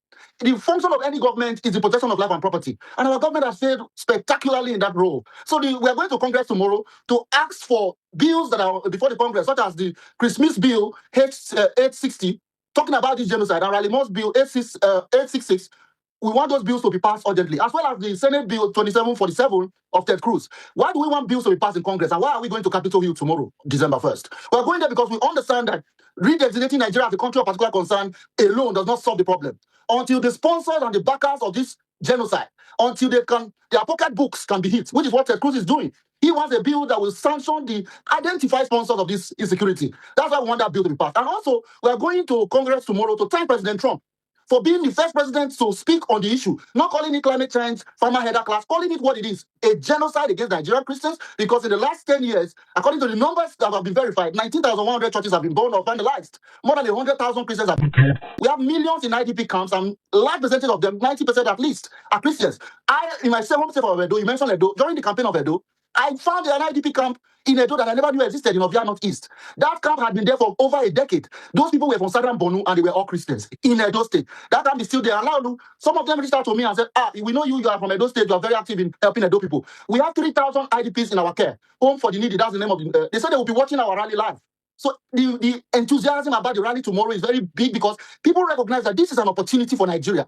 If our government was sincere, they will be the one asking for help. Ẹni sincerity wọn propaganda wọn náà ní tún wọn kan ògiri wọn ní ìdìrànlọ́wọ́ ṣùgbọ́n wọ́n tún fẹ́ mọ̀ gapá sí Amẹ́ríkà. Ó dá àmọ́ retí o àkànfẹ́ lè tọ́ yín lẹ́nu wò ni rally yẹn gangan bá bá fi káde ìròyìn lẹ̀ ó yẹ kí wọ́n ti ṣe rally gbogbo ẹ̀yin ọmọ Amẹ́ríkà gbogbo ẹ̀yin tájọ́ ń fẹnu sọ̀rọ̀ ẹ̀yin náà kún ẹ jáde Capitol ní Washington DC nàná ti fẹ́ ṣe wọ́n ní àwọn ẹlẹ́rìí sì ń bọ̀ bẹ́ẹ̀ náà ni wọ́n ní bá òkú ìṣe òtán wọ́n ní bí náà ò bá tán lásọ tí ò bá tán lórí kì í tán lè kánná o nídìí èyí ẹ̀yin náà yọjú sí rally ká mọ́ kàn mọ́ fẹnu lásán ká mọ́ fi mọ́ júwe ọ̀nà ẹ jẹ́ ká fara sí torí opportunity ni wọ́n láwọn ò fẹ́ dúró lórí pé wọ́n kàn fi Nàìjíríà sí kàtígórì CPC nìkan wọ́n náà fẹ́ kí wọ́n gbé òfin kalẹ̀ ní Amẹ́ríkà tí ó chẹ́ẹ̀kì àwọn ará bí pàápàá jùlọ àwọn sponsor wọn tọ́wọ́ ó fi ká wọn tí ó fi dùn wọn ó sì ṣe Buhari náà ń bọ̀ yóò wá sọ̀rọ̀ lónìí nínú ìròyìn tòní náà ni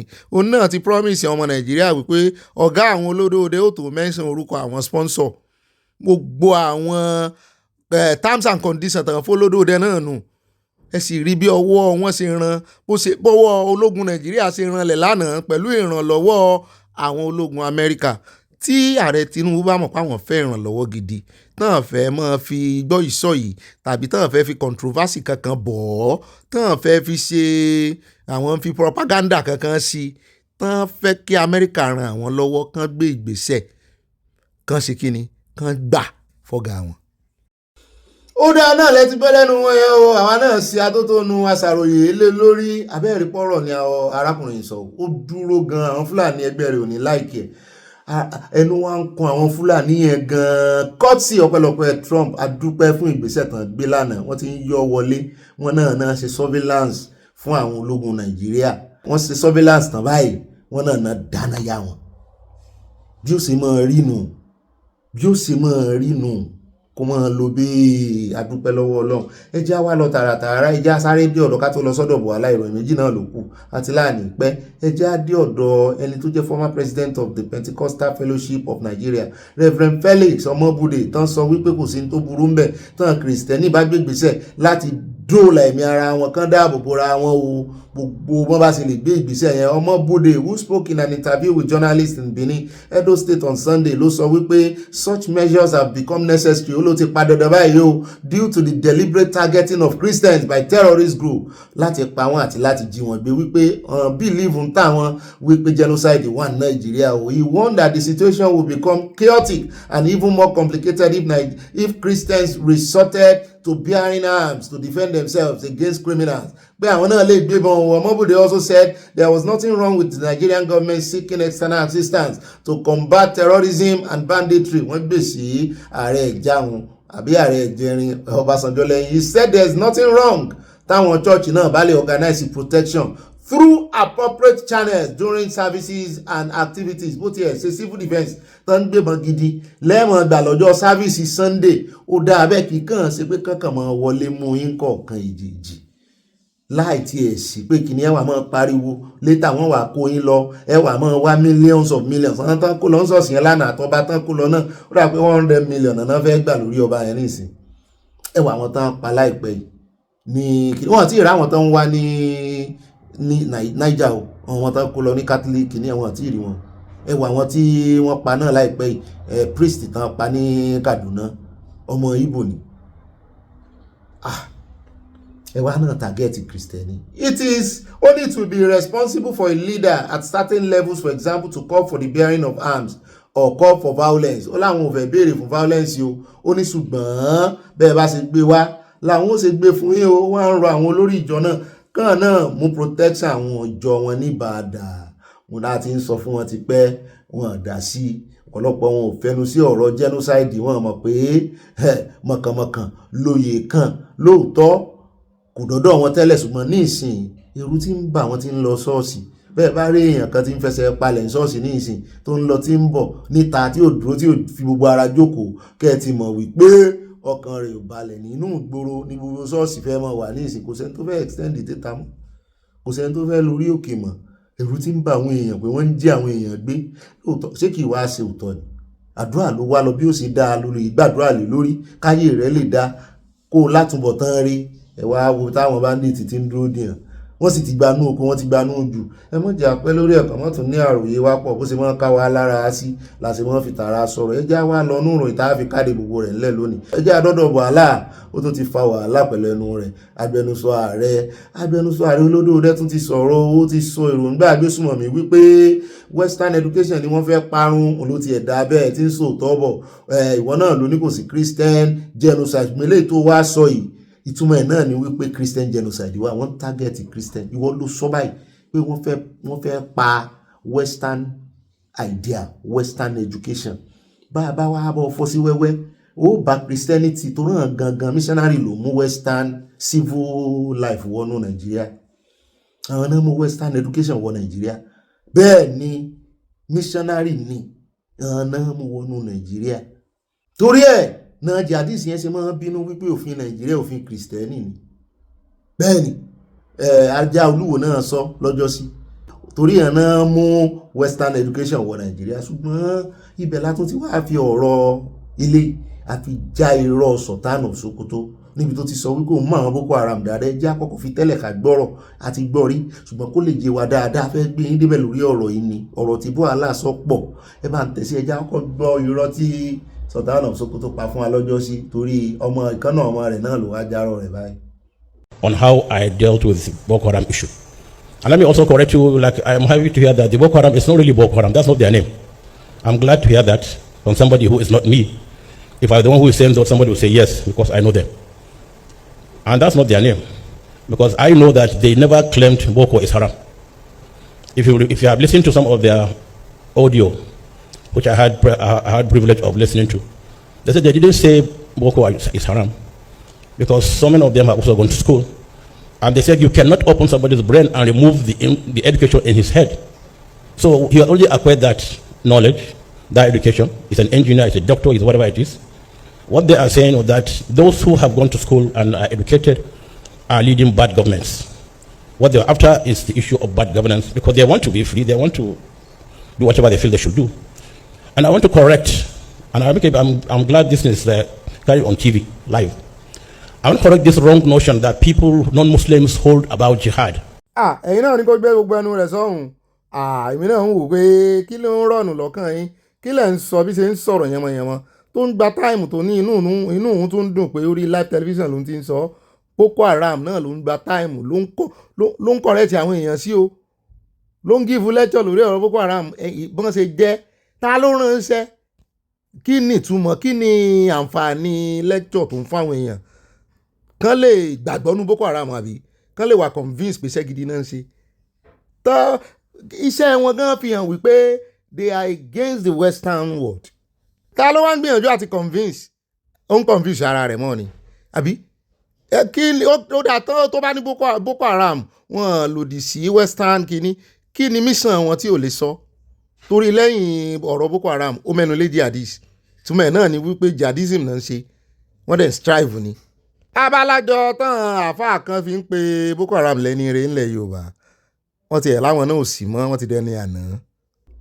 òun náà lẹ ti gbọ́ yẹn báyìí o ẹ já wá padà sórí Buhari tó járọ rẹ̀ Buhari ní àwọn ti rí mission àwọn Boko Haram pé wọ́n fẹ́ pa western education run pé torí ẹ̀ gbogbo àwọn bó ṣe ń lọ ẹ sì mọ̀ pé ẹ̀ka Boko Haram ní swap wọ́n ní gbogbo school tán ń lọ yìí western education ni Kristẹni ló sì mú western education wá so ojú tán fi ń gbogbo àwọn school tẹ́ ń wò yẹn ni wípé wọ́n gbà ti Kristẹni pé Kristẹni ń gbòòrò sí i so gbogbo nú oko gbogbo nú jù wọ́n náà fẹ́ kó àwọn ọmọ pò ń bẹ́ẹ̀ kán wá máàjì wọn mọ́ àwọn school ti gbòòrò kán unite wọn náà ọmọ Nàìjíríà wá ń pariwo léèyàn lórí wípé ẹ lè dáàbò báráàlú ṣe bí n tán pè ní development ni wípé káwọn èèyàn máa wọnú oko wọnú ojú kán máa develop bẹ̀ kí school máa lọ bẹ̀ kán máa ṣe títì débẹ̀ kán máa faná débẹ̀ kí ló wá dé tẹ̀yìn wá ń withdraw àwọn èèyàn ìfàsẹ́yìn lélẹ́yìí máa jẹ́ wọ́n ní kò rí bẹ́ẹ̀ ó ṣàṣàlàyé ẹnu rẹ̀ fẹ́ẹ̀ bó. ẹ wo tí ìbọn kankan bá ń tẹ̀sí ilé agbára á farabalẹ̀ ṣàtúntò sí láàrin ni ẹ mọ́ bínú á mọ̀ dá dúró láwọn apá àbí kan ká lè mọ̀ dá lóhùn. Now the subject of whether it is Christian genocide or not is no longer fashionable. I mean, if you say it, nobody will want to listen because we have been able to prove in all of our media engagement, global media engagement, and the Western world had to do their fact checks. I remember Reuters did their fact check, BBC did their, CNN and a couple of them. They asked some of the multinational organizations and non-governmental organizations in Nigeria to give them the facts report about the crisis in Nigeria over time. And then based on the fact checking that they have done, they came to the conclusion that there is no genocide of Christians because you have people being killed across all platforms. In fact, 4 days ago with Sky, I was in London with Sky News, they brought out a data that I didn't even know. And the data showed that more Muslims were killed. So we as government, we never from the beginning try to look at it from the point of view of how many Christians are killed, how many Muslims. It's a mundane conversation. We are concerned that the Nigerian people are being killed and we're finding solutions. It is when this disinformation started coming, in order for you to set the record, then you have to counter that. But our focus is not about whether it is Christians or Muslims. We know that the responsibility of government is to preserve the lives and the property of the people. Since the wake of 9/11, terrorism became a global issue. So any part of the world where there is terrorism is a concern of the rest of the world. That's why it is in the interest of the world that Nigeria is supported for us to end it. They were in the Middle East, and gradually they are coming through the Sahel to create a hub of terrorism and terrorist activities in Africa. And that's why the demand is now in the world, on the world's government to see how they can cooperate with Nigeria. At home, probably in the course of the conversation, I will tell you far-reaching decisions, tough decisions that the president is taking. And in the coming days, we will know who are terrorists and who are their financiers. ẹ ti gbọ́ ara promise ara lè rí tán ṣe fẹ́ ọmọ nàìjíríà rèé bó ti jẹ́ pé gbogbo ohun tó fi bẹ̀rẹ̀ náà atótónu wọn lè sọ pé Christian genocide wà àti ẹ̀fẹ̀ gbọ́n ẹ̀ mọ́ ẹ dáàbò bo gbogbo aráàlú àti kìrìsìtẹ́nì àti mùsùlùmí ẹ dáàbò bò wọ́n mo sì mọ̀ pé ẹ̀ tó bẹ́ẹ̀ kẹ́ sọ̀rọ̀ àlùfànṣá sí USA mọ̀ tó ràn náà ràn yín lọ́wọ́ báyìí wọ́n wá ṣèlérí fún ọmọ nàìjíríà o wọ́n ní in the coming days àmọ́ iye ọjọ́ tí ó jẹ́ déèsì ló sọ kò sọ mọ́ǹtì o gbogbo ọjọ́ tí ó bá jẹ́ náà kò gbọ́dọ̀ wọ́ ó pẹ́ jù 29 days ó mọ̀ bá wọ mọ́ǹtì torí kò dárúkọ mọ́ǹtì ní ìsìn ó tún lè wá yí. wọ́n láwọn wà tó àṣírí wọn fún yín ta gbangba àwọn tí ń sponsor wọn àwọn tí ń kówó lé wọn lórí àtàwọn tó ń gbárùkù tí hàn yóò dà àbí ká gbórúkọ wọn kárí wọn sójú wọn náà wà nù ìjọba ẹgbọ́ lẹ́nu Prophet Buba wọn náà wà nù Senate àwọn àmọ́ owó ìgboyà tó àrí olódó rẹ ti gádà láti fi dárúkọ wọn kan yà mọ́ sáré kàbàkàbà. The lifeline of all terrorist activities is finances. That's why not just the United States, the rest of the world try to look at money laundering and terrorism financing. There have been laws in different countries of the world to deal with terrorism financing. When you cut the finances from them, it dies naturally. And it was through terrorism financing that the United States of America was able to end ISIS, because before then, ISIS were getting funding. Otherwise, you will look at ragtag people in the bush, and you see more than 200 of them holding AK-47. How much is it? Sometimes you even see them using high-tech advanced surveillance system, drone system. Where did they get it from? They are not in the city. And then sometimes you see them with military fatigue. Where are they getting it from? It's the financiers. Now, as a country, over time, the people financing terrorism would have been exposed to government. For whatever reason, government hasn't or were not able to take the steps that was required. President Tinubu is not going to tolerate that. You see, because when terrorism thrives, even the legitimacy of your government is threatened. And terrorism does not support the progress of humanity. Anywhere in the world where there is where you see there are terrorist activities, check that country, they will never make progress. You will make one step and you come back two. Now in Nigeria, that's why what the president decided to do a few days ago when he declared state of emergency was to ramp up. And we have always believed that Nigerians will solve Nigerian problem. That's an emergency in security. Emergency in insecurity, dealing with that. You know, we have limited manpower. Both in the soldiers and in the police, we've been saying that, both of which are less than 300 each. And especially the police, is less than the recommended police to civil populate ratio, right? So now, police intended to raise 30,000 in recruitment. The president ordered additional 20, so we're going to have 50,000. For the army, I think there is about 20-something thousand. The police that were attached to the VIPs that have now been recalled, sent to the front line after training, are now going to add, I think, about 11,000 or more to the system. The training and retraining of these police officers for the purposes of what we're trying to do will be done in the places where we used to have NYSC, right? Even the Department of State Services have been tasked by the president to also increase the recruitment number and then push people to support the forest guard, because it is this our porous border that these people thrive from. But in order for you to succeed in that, right, we look at their soft target, because asymmetric warfare, usually it is taking advantage of soft target. It's not like conventional where you see people on this, and they will never match Nigeria. right? But when it is asymmetric, you also have to be strategic. Now, for now, they have shown that their soft targets are schools and children. Then second, they look at religious bodies. You know what the president said? With respect to the churches and mosques, they have to raise their security vanguard and become conscious of that. With respect to the school, we now go back to the Save the School program under the office of the Safe School Initiative, which is domiciled now in the Ministry of Finance. Now they are bringing the effort to bring back schools that are in outskirts into the city, into the cities, so we can have them embedded into what we call the mega school, right?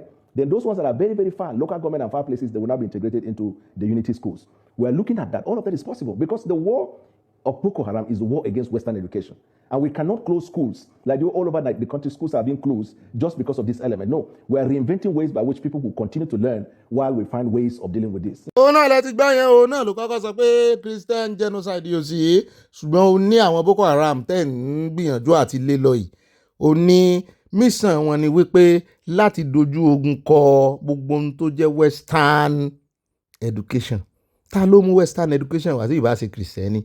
Ta ni wọ́n ń dojú kọ indirectly yẹn? Torí ẹ̀ mo sọ wípé wọ́n kàn máa da ọ̀rọ̀ ọ̀lẹ́ ni wọ́n yìí mọ wé ọ̀rọ̀ wọn. Torí ẹ̀ látúnṣe mú fọ́nrán ti Sultan of Sokoto wá fún yín tó náà ń ṣàlàyé àmẹ́ràn ń ṣe àmẹ́ tó gbéṣẹ́ research àwọn Boko Haram fún tó bá ń padà jẹ́ yín lábọ̀ wípé Boko Haram àwọn náà mọ́ kàwé àwọn náà mọ́ ṣe. Ẹ rí pé lẹ́yìn ní agbára ẹ jẹ́ agbọ́rọ̀ síwájú sí o gbogbo ẹ̀yin tẹ́ ẹ wà lóko tẹ́ ẹ mú ṣọ́ọ̀ṣì sóko tẹ́ ẹ mórí òkè sóko ṣe ẹ ti gbọ́ ìjọba ní apá àwọn òkà làwọn ṣe ń kọ́ àwọn ọmọ kúrò ní gbogbo ìgbèríko ń kó wọn padà sáàrin ìgboro gbogbo àwọn tó sì wà láàrin ìgboro náà tó jẹ́ ṣọ́ọ̀ṣì wọ́n ní kí àwọn olórí wọn àwọn jíò wọn kàn wá ọgbọ́n tán fi máa dáàbò bò wọ́n ní gbogbo ọjọ́ ọ̀sìn wọn ṣe ti wá rí báwọn wípé ewu ń bẹ lóko ló ń gẹ́ o. You can assist us in what we need. If you bring the Navy SEALs or the Rangers with the tools that we have, they look like chickens. Let's be honest about it. They have to know our terrain. They also have to be a symmetric war. How do you separate the people in the midst of innocent people? So we know that fundamentally what we need are intelligence-based equipment, drone system that can go for satellite imaging, right? Satellite imagery, and then you look at local intelligence, recruiting people, so that confidence-building dialogue will bring the people in the villages to government. Some of them provide intelligence to these people. So, and thank God America is understanding that to give us what we need. There might be, who knows, a situation where there will be joint military operation. Everywhere in the world, there can be joint military. But Nigeria has to lead in everything Nigeria is doing. So that's the first theory, to justify why America must come. That's why they keep creating the back-to-back. And there are foreign interests in that. The second theory is, anytime elections are afoot, you find these kind of activities in order to make the government in power unstable, unpopular, so that the Western world or whoever interests are, they will tow towards a direction that the people are looking into. The difference between what happened in the past and President Bola Tinubu is that here you find a man who is not afraid to make tough decisions. When we came, the first problem we were confronted was economy. If you remember that, everywhere economy. We dealt with it successfully. Our import dependency went down, export went up, foreign reserve increased, financial system stabilized, Naira is strengthened. You see some of these things put in place, then they now switch to security. And usually when you migrate to security, then it becomes hydra-headed. Because you have elements identified as terrorists, as bandits, as Boko Haram. Then you have civil populates who have criminal tendency taking advantage of that and going into it. There are places where people are arrested for, say, banditry and terrorism, and the people arrested are Christians. So this is the human element of people within the state that want to take advantage of that. Then you find the propaganda, which is my main focus at the moment. I did a podcast, I did a first episode, and we talk about the AI tools might be used against government to clone voices or clone faces, to put fake news on social media so that before you realize it is fake, the evil intended would have been done. So that's why we're sensitizing people. Create two-factor authentication. You must fact-check whatever you see on social media, however good or sound it looks, before you decide on it. Because we have relevant laws that can prosecute anybody who share or reshare things that will implicate the person or create chaos in the state. Ọ̀nà ni lórí ọ̀rọ̀ bàbá Ọbásanjọ́ bọ̀ aláùsá aláìmẹ́nubà ó torí ẹni tó fọ̀rọ̀ wà lẹ́nu wò náà bí wípé ọ̀rọ̀ tí bàbá Ọbásanjọ́ sọ kí lórí sọ sí torí bàbá sọ wípé tí ìjọba ò bá ti wà competent pé àwọn aráàlú lẹ́tọ̀ọ́ láti ké pe ìrànlọ́wọ́ bó jẹ́ pé inú àjọ UN náà ní ọ̀pọ̀lọpọ̀ àwọn sovereign nation yìí tọ́jọ́ wà wọ́n lè ranra wọn lọ́wọ́ ẹ jẹ́ àpò tí Buhari sọ bó tẹ̀ jẹ́ wípé ìkànnì àwọn agbẹnusọ ààrẹ míì Sunday Dare yóò ti dá bàbá Ọbásanjọ́ lóhùn directly ẹ jẹ́ àgbọ̀n tí Buhari fi dá bàbá lóhùn indirectly. The yardsticks, he said, if the government can deliver. Unfortunately, the government is delivering. Before this Donald Trump outburst, you recall that 2 months earlier, we arrested the terrorist leaders of Ansar. The American government pressed us. 2 or 3 months earlier than that time, we had large number of bandits surrendered. The American embassy here lauded what we did. The Ansar leaders are on the US terror list. We have been delivering. Since President Tinubu came on board, before then, there used to be what you call prison break. We were not having it. In fact, at some point within the city that time, people were being kidnapped during the daytime. We stopped all of that. All of that wasn't an issue. Then economy was the issue. This is why you know human element in this. When they saw that the economic trajectory is going favorably, they switched to the other side. Now, in terms of what President Obasanjo said, he's an elder statesman, former president, retired army general. He has paid his dues. He has fought the fight for Nigeria. But there's no monopoly of patriotism. There is no, I was a patriot, therefore I'm a patriot forever. You can stop being a patriot or begin to conduct yourself in a manner that shows unpatriotism. But an elder statement, historically, even in Nigeria, whenever situations like the nation is confronted, that's why we used to have Council of State meeting, so that elders will come together and help. There has never been a time in our history where it is encouraged that former leaders will be the ones inflaming it. But like I said, he has the right to say what he said. The only problem is that he said if the government can't do it, we're doing it. So the premise and the basis for what he said does not even arise. You know, what tough decisions now should Nigeria expect from President Bola Tinubu? Because for citizens, time is of essence, and indeed, time is running out. You said, unlike other administrations, this administration has the balls to name and shame financiers of terrorism. How soon should we expect that? So the process that lead up to arrest or discovery are multifaceted. There is the angle financial transaction. We look at banks that are collaborating with elements like that. We look at other financial institutions that are not bank, as it were. We look at accounting firms that are involved in this money laundering. And then we look at our collaboration with our foreign partners, because if you remember, there was a time intelligence was shared by the United Arab Emirates. So the US, showing willingness to work with us will include bringing to us intelligence that will link to those who are financing terrorism. But what I can tell you is that once the government discovers that, either by way of investigation, by way of revelation, or by way of confession, because it can happen in either of those ways, then judge us whether we're able to be firm or not. Nobody will be spared. What destroys a society is when there are certain individuals that cannot be touched. When there is a disproportionate application of laws, then the society will have a problem. Are you now saying that, you talked about... náà ni ó ṣe àtẹnumọ́ wípé ọ̀gá àwọn ti ṣetán láti tú àṣírí àwọn tí ń fìnáǹsì wọn ṣe. Bẹ́ẹ̀ náà ló ní àwọn báǹkì náà forí kó. Ẹni tí ń fọ̀rọ̀ wá lẹ́nu wá bí pé kí ló kan ti báǹkì ń bẹ̀, ebi iṣẹ́ báǹkì ní báǹkì ń ṣe. Bẹ́ẹ̀ náà ló tún sọ̀rọ̀ lórí tàwọn ọlọ́pàá náà wípé ẹ̀yin aráàlú bẹ́ẹ̀ bá rí ẹni ọlọ́pàá tí sì ń tẹ̀lé àwọn VIP kiri tàbáwọn celebrity ẹ wá fẹjọ́ rẹ̀ sùn. If a bandit demands ransom and they said that the money should be wired to them, it's through where? Financial institutions. And we have laws that regulate that, right? If the bandit made contact with families or people demanding for ransom, we have to find a way of connecting to them. Because somebody gave an idea that I think might be right. In terms of tracking and tracing, right? If they are using a satellite network system or internet service provision that has no link to the one that we regulate, then you will need extra work to be able to see how you can trace them. But I'm telling you, we have the equipment. This government has the equipment to begin to trace and trace them. There is a thin line. This is what the problem is. A thin line between war against banditry and terrorism and individuals who provided themselves as negotiators and become accessories to it at the end of the day. So all of these things, there is no hard and fast rule. Government is opening itself up to all possibilities. Any bank that is involved in that, one is that the headship of the bank will be prosecuted and the bank will either be fined or closed. Because if we don't deal with terrorism, and what is happening if you look at the global sphere now, you will see it's like a World Cup. They are planning to come to Africa. If we don't make a statement now, Nigeria is the largest black population in the world, the strongest place you can touch before you say the rest of Africa is down. And we're prepared not to let that down. But we need citizen engagement. No country succeeds without the citizens of that country participating. At the moment, to a large extent, we have what we call civil populace to government distrust in places where governors are not helping matters, right? Where federal government said, don't pay ransom, they go ahead to pay. Or they say, don't take this certain decision, and then you see decisions are taken. Or where the deliverables of the excess revenue, which has now created income to the states, are not utilized for the prosperity of their states. There are states with all of this increased revenue.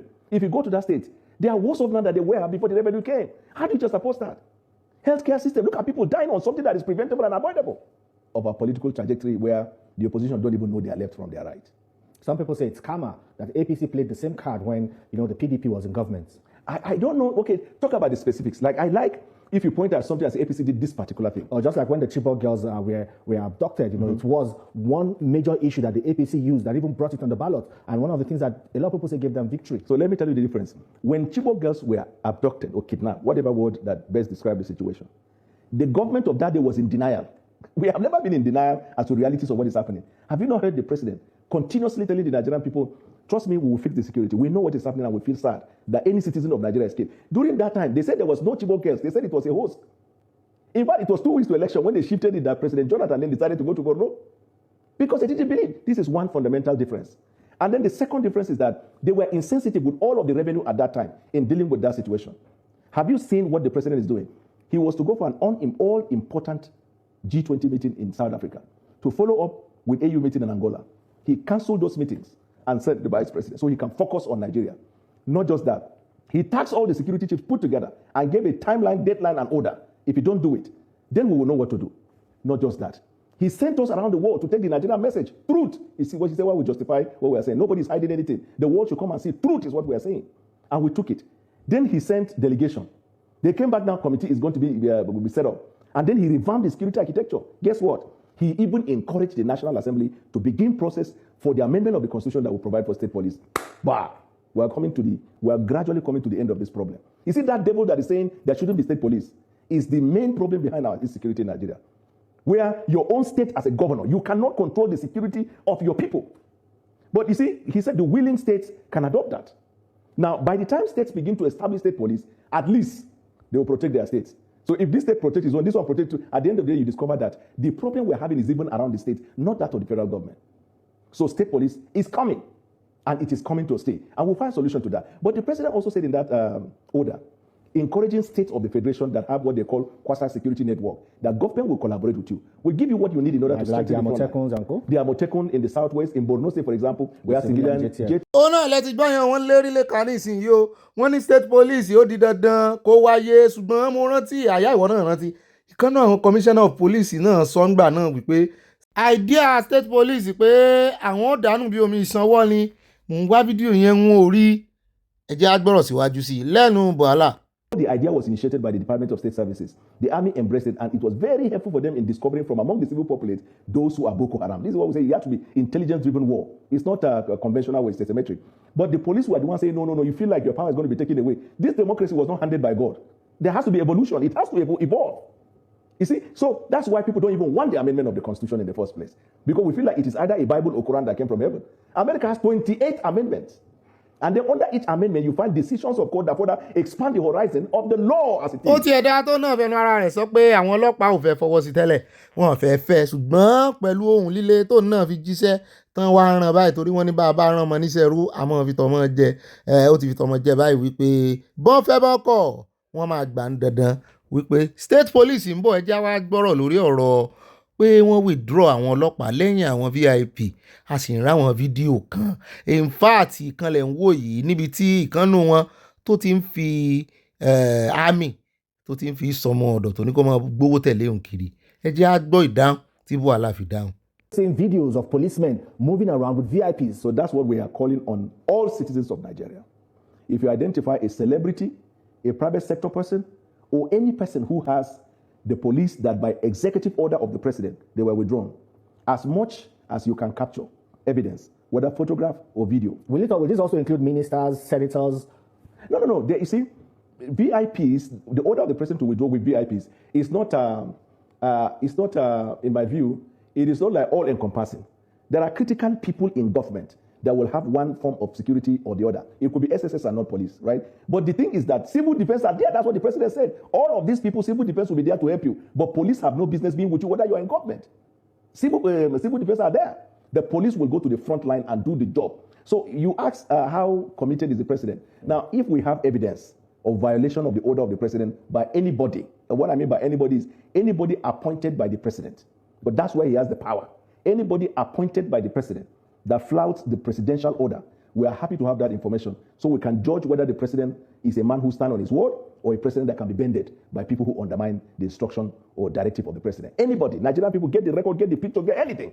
Anybody who undermines an order of the president is violating the provision of the Constitution. òun náà lẹ ti gbọ́ yẹn wọ́n ní ẹ mọ̀ ya fídíò wọn bóyá kẹ́ wá mọ̀ stọ́ ẹ̀ pamọ́ ni àti ìmọ̀ torí kò sọ ibi táwọn èèyàn mọ̀ fi ránṣẹ́ sí ó kàn wọ́n rán níṣẹ́ yẹn wọ́n bí ni òun náà kàn gbẹnu sọ̀rọ̀ ni wọ́n rán yẹn ṣùgbọ́n a mọ̀ wo bí ó ṣe jẹ́ torí àwọn èèyàn ò mú yàn pọ̀ o wọn celebrities rèé wọ́n dùn ún mú gan-an ni bóyá àwọn ọlọ́pàá tí wọ́n ń tẹ̀lé wọn kiri bóyá wọn ò ní wọ aṣọ ọlọ́pàá mọ́ bóyá wọ́n mọ̀ wọ̀ṣọ ara yóò sojú wa a mọ̀ bóyá àṣẹ olódòdó múlẹ̀. ó dẹ̀ káàbọ̀ padà náà lẹ ti gbọ́n yẹn ẹ rí pé nǹkan kẹsẹ̀ rago fúnra wọn náà ń kọ́ fúnra wọn náà ni wọ́n ń pa rẹ̀ ṣe rí òótọ́ ò fi irọ́ lára balẹ̀ láti lọ fógun ọdún mọ́ ọ̀pọ̀lọpọ̀ wọn tó bá ti sọ̀rọ̀ báyìí tán tí wọ́n jáde pé ẹ lọ dìfẹ́ǹdì ìjọba tí ò ṣe é dìfẹ́ǹdì wọ́n á sáré jáde wàràwàrà wọ́n á da tẹnu wọn lẹ̀ ṣùgbọ́n tátẹ́gùn bá ti fẹ́ sílẹ̀ báyìí fúnra wọn náà tún padà wá kó ebi wọn.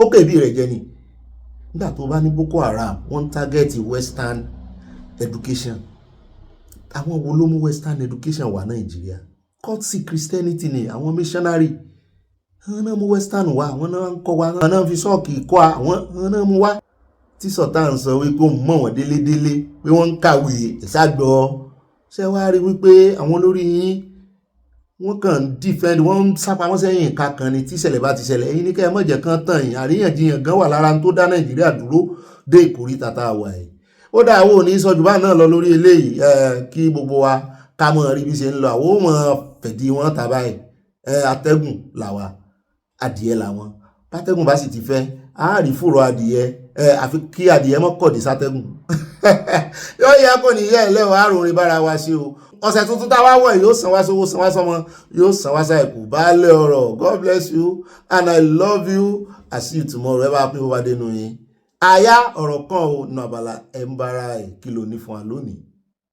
ọ̀gá mi inú Abala ẹ̀ ń bára ẹ̀ lónìí Galadima la tún gbé bọ̀ o ó tún ti ganu sí máìkì nínú gbogbo rògbòdìyàn tí ń ṣẹlẹ̀ yìí mo ní kí ló tún sọ àyà ó ní gbogbo ohun tó lè yanjú ìṣòro yìí ni wípé kí àwọn tó kó Nàìjíríà lẹ́rú lọ́jọ́sí kan padà wá kan wá kó Nàìjíríà lẹ́rú mo ní bàbá yìí kì í yé àmúùsì àwọn èèyàn ebó ọ̀nà làwọn gbàjẹ́ ń dá Fúlàní lọ́wọ́ tán àwa gbà lọ́rin lọ́jọ́sí torí ẹ̀ náà ṣe gbé Buhari dìde so ní ìsìn nígbà tí Buhari ti wá kú tán ní ìsìn tán ti gbàjẹ́ ń dá Fúlàní tán kan tún wá kó Nàìjíríà lẹ́rú èmi rí bàbá yìí gẹ́gẹ́ bí a confused person.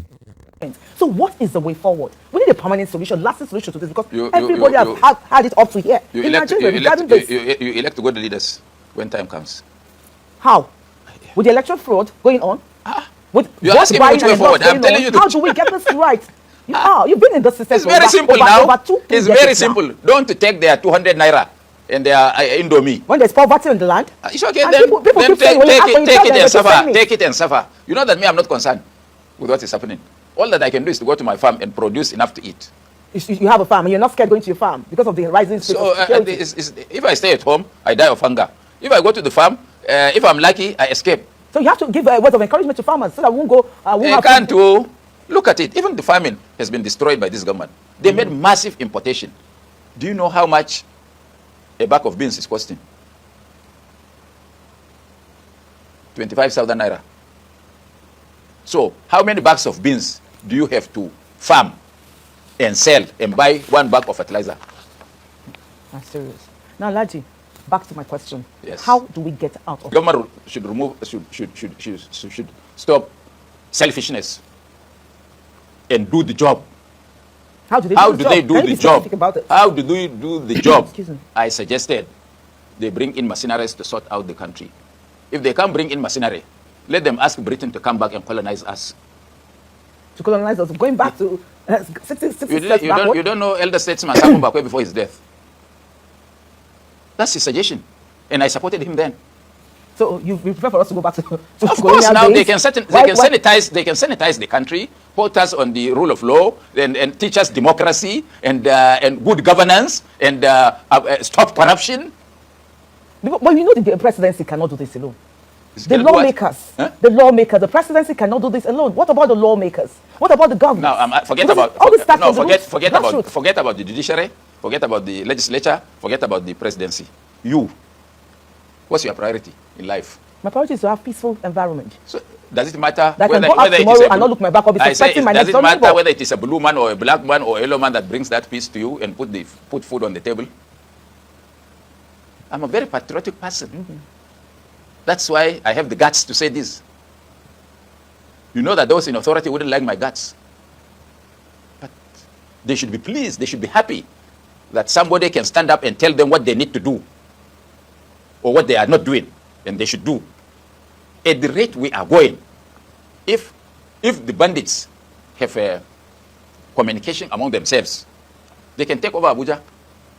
If 500 motorcycles, 3 bandits on each motorcycle, from Lokoja, from Kaduna, and from Kefi, which military man will stop here to save you? Sheikh Gumi? I hope you know that Gumi was a soldier. You know? He was a captain or a major in the Nigerian army. He can play a vital role to help out. Help what?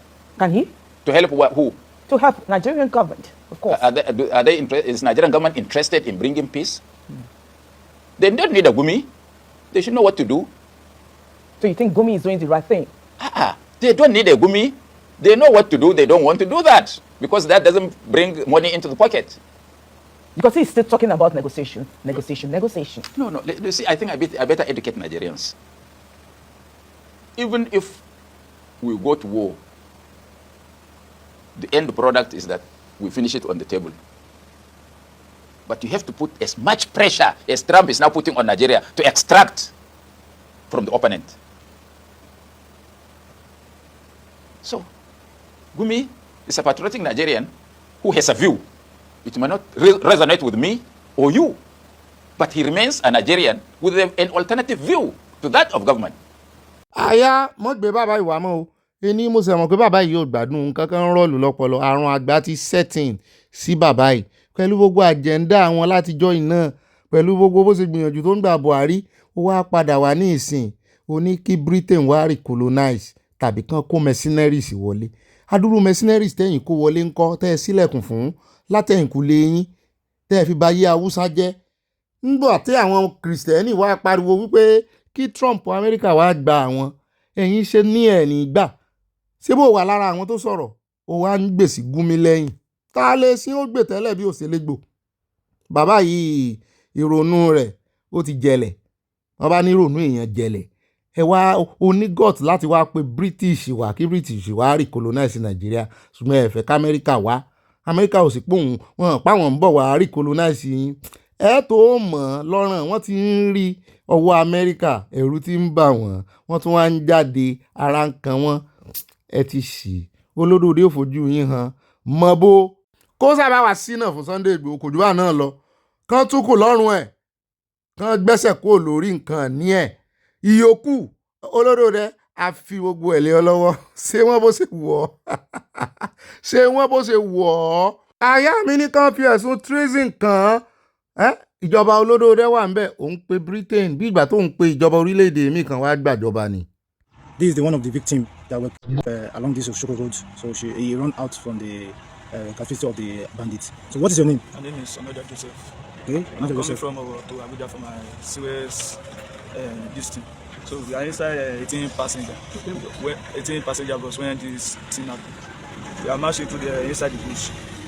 They have been taking us for like we are crossing for like 3 hours. We have been crossing different type of river. We cross like 7 river. It's only 3 that is a big river, very deep.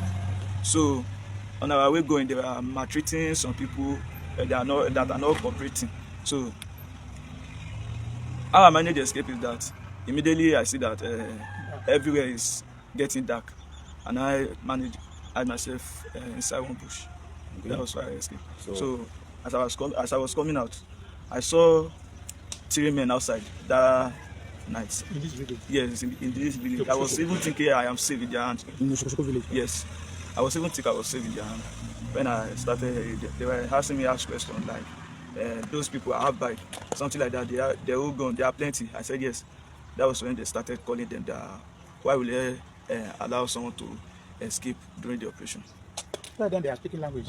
Yes, they are speaking the Kaba language. So you the years must. Yes. Because you understand Yoruba. Because I understand Yoruba, and I make me pick up. Yeah. You are from which state? I'm from Benue State. Benue, they speak Benue language. No, I just speak. Yes, I just speak Benue language. I dey understand Yoruba. So that's why you pick up that language with Yoruba one mix together. I make me hear as they call and say which bus they operate yesterday in the earlier today. Can't say they operate 18 passenger. Can't say one escape. Say why they go let person escape out of them. Can't say we can sit down and say I can't tell them and say I come make I go toilet. Can't say we can toilet for here where they see me now. Can't say I person where they shot. Say make I move from small. Now here I run. Okay. Then when you people come across the attack, like what they carry and their numbers? They carry a lot of weapons.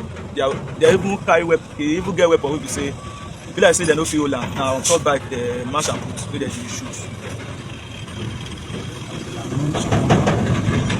And if you the people who pack us enter the bush different than the people who march us go. People where they use bike they carry person then different. All those people who come road yesterday where those one are to cause distraction. People who march us they go different. People who carry bike as we go safe we even they see their wife where they greet them well done. As we enter inside bush where we they see their hut they come they greet them say well done. How na they even they see their wife see their children see fun where they do for themselves.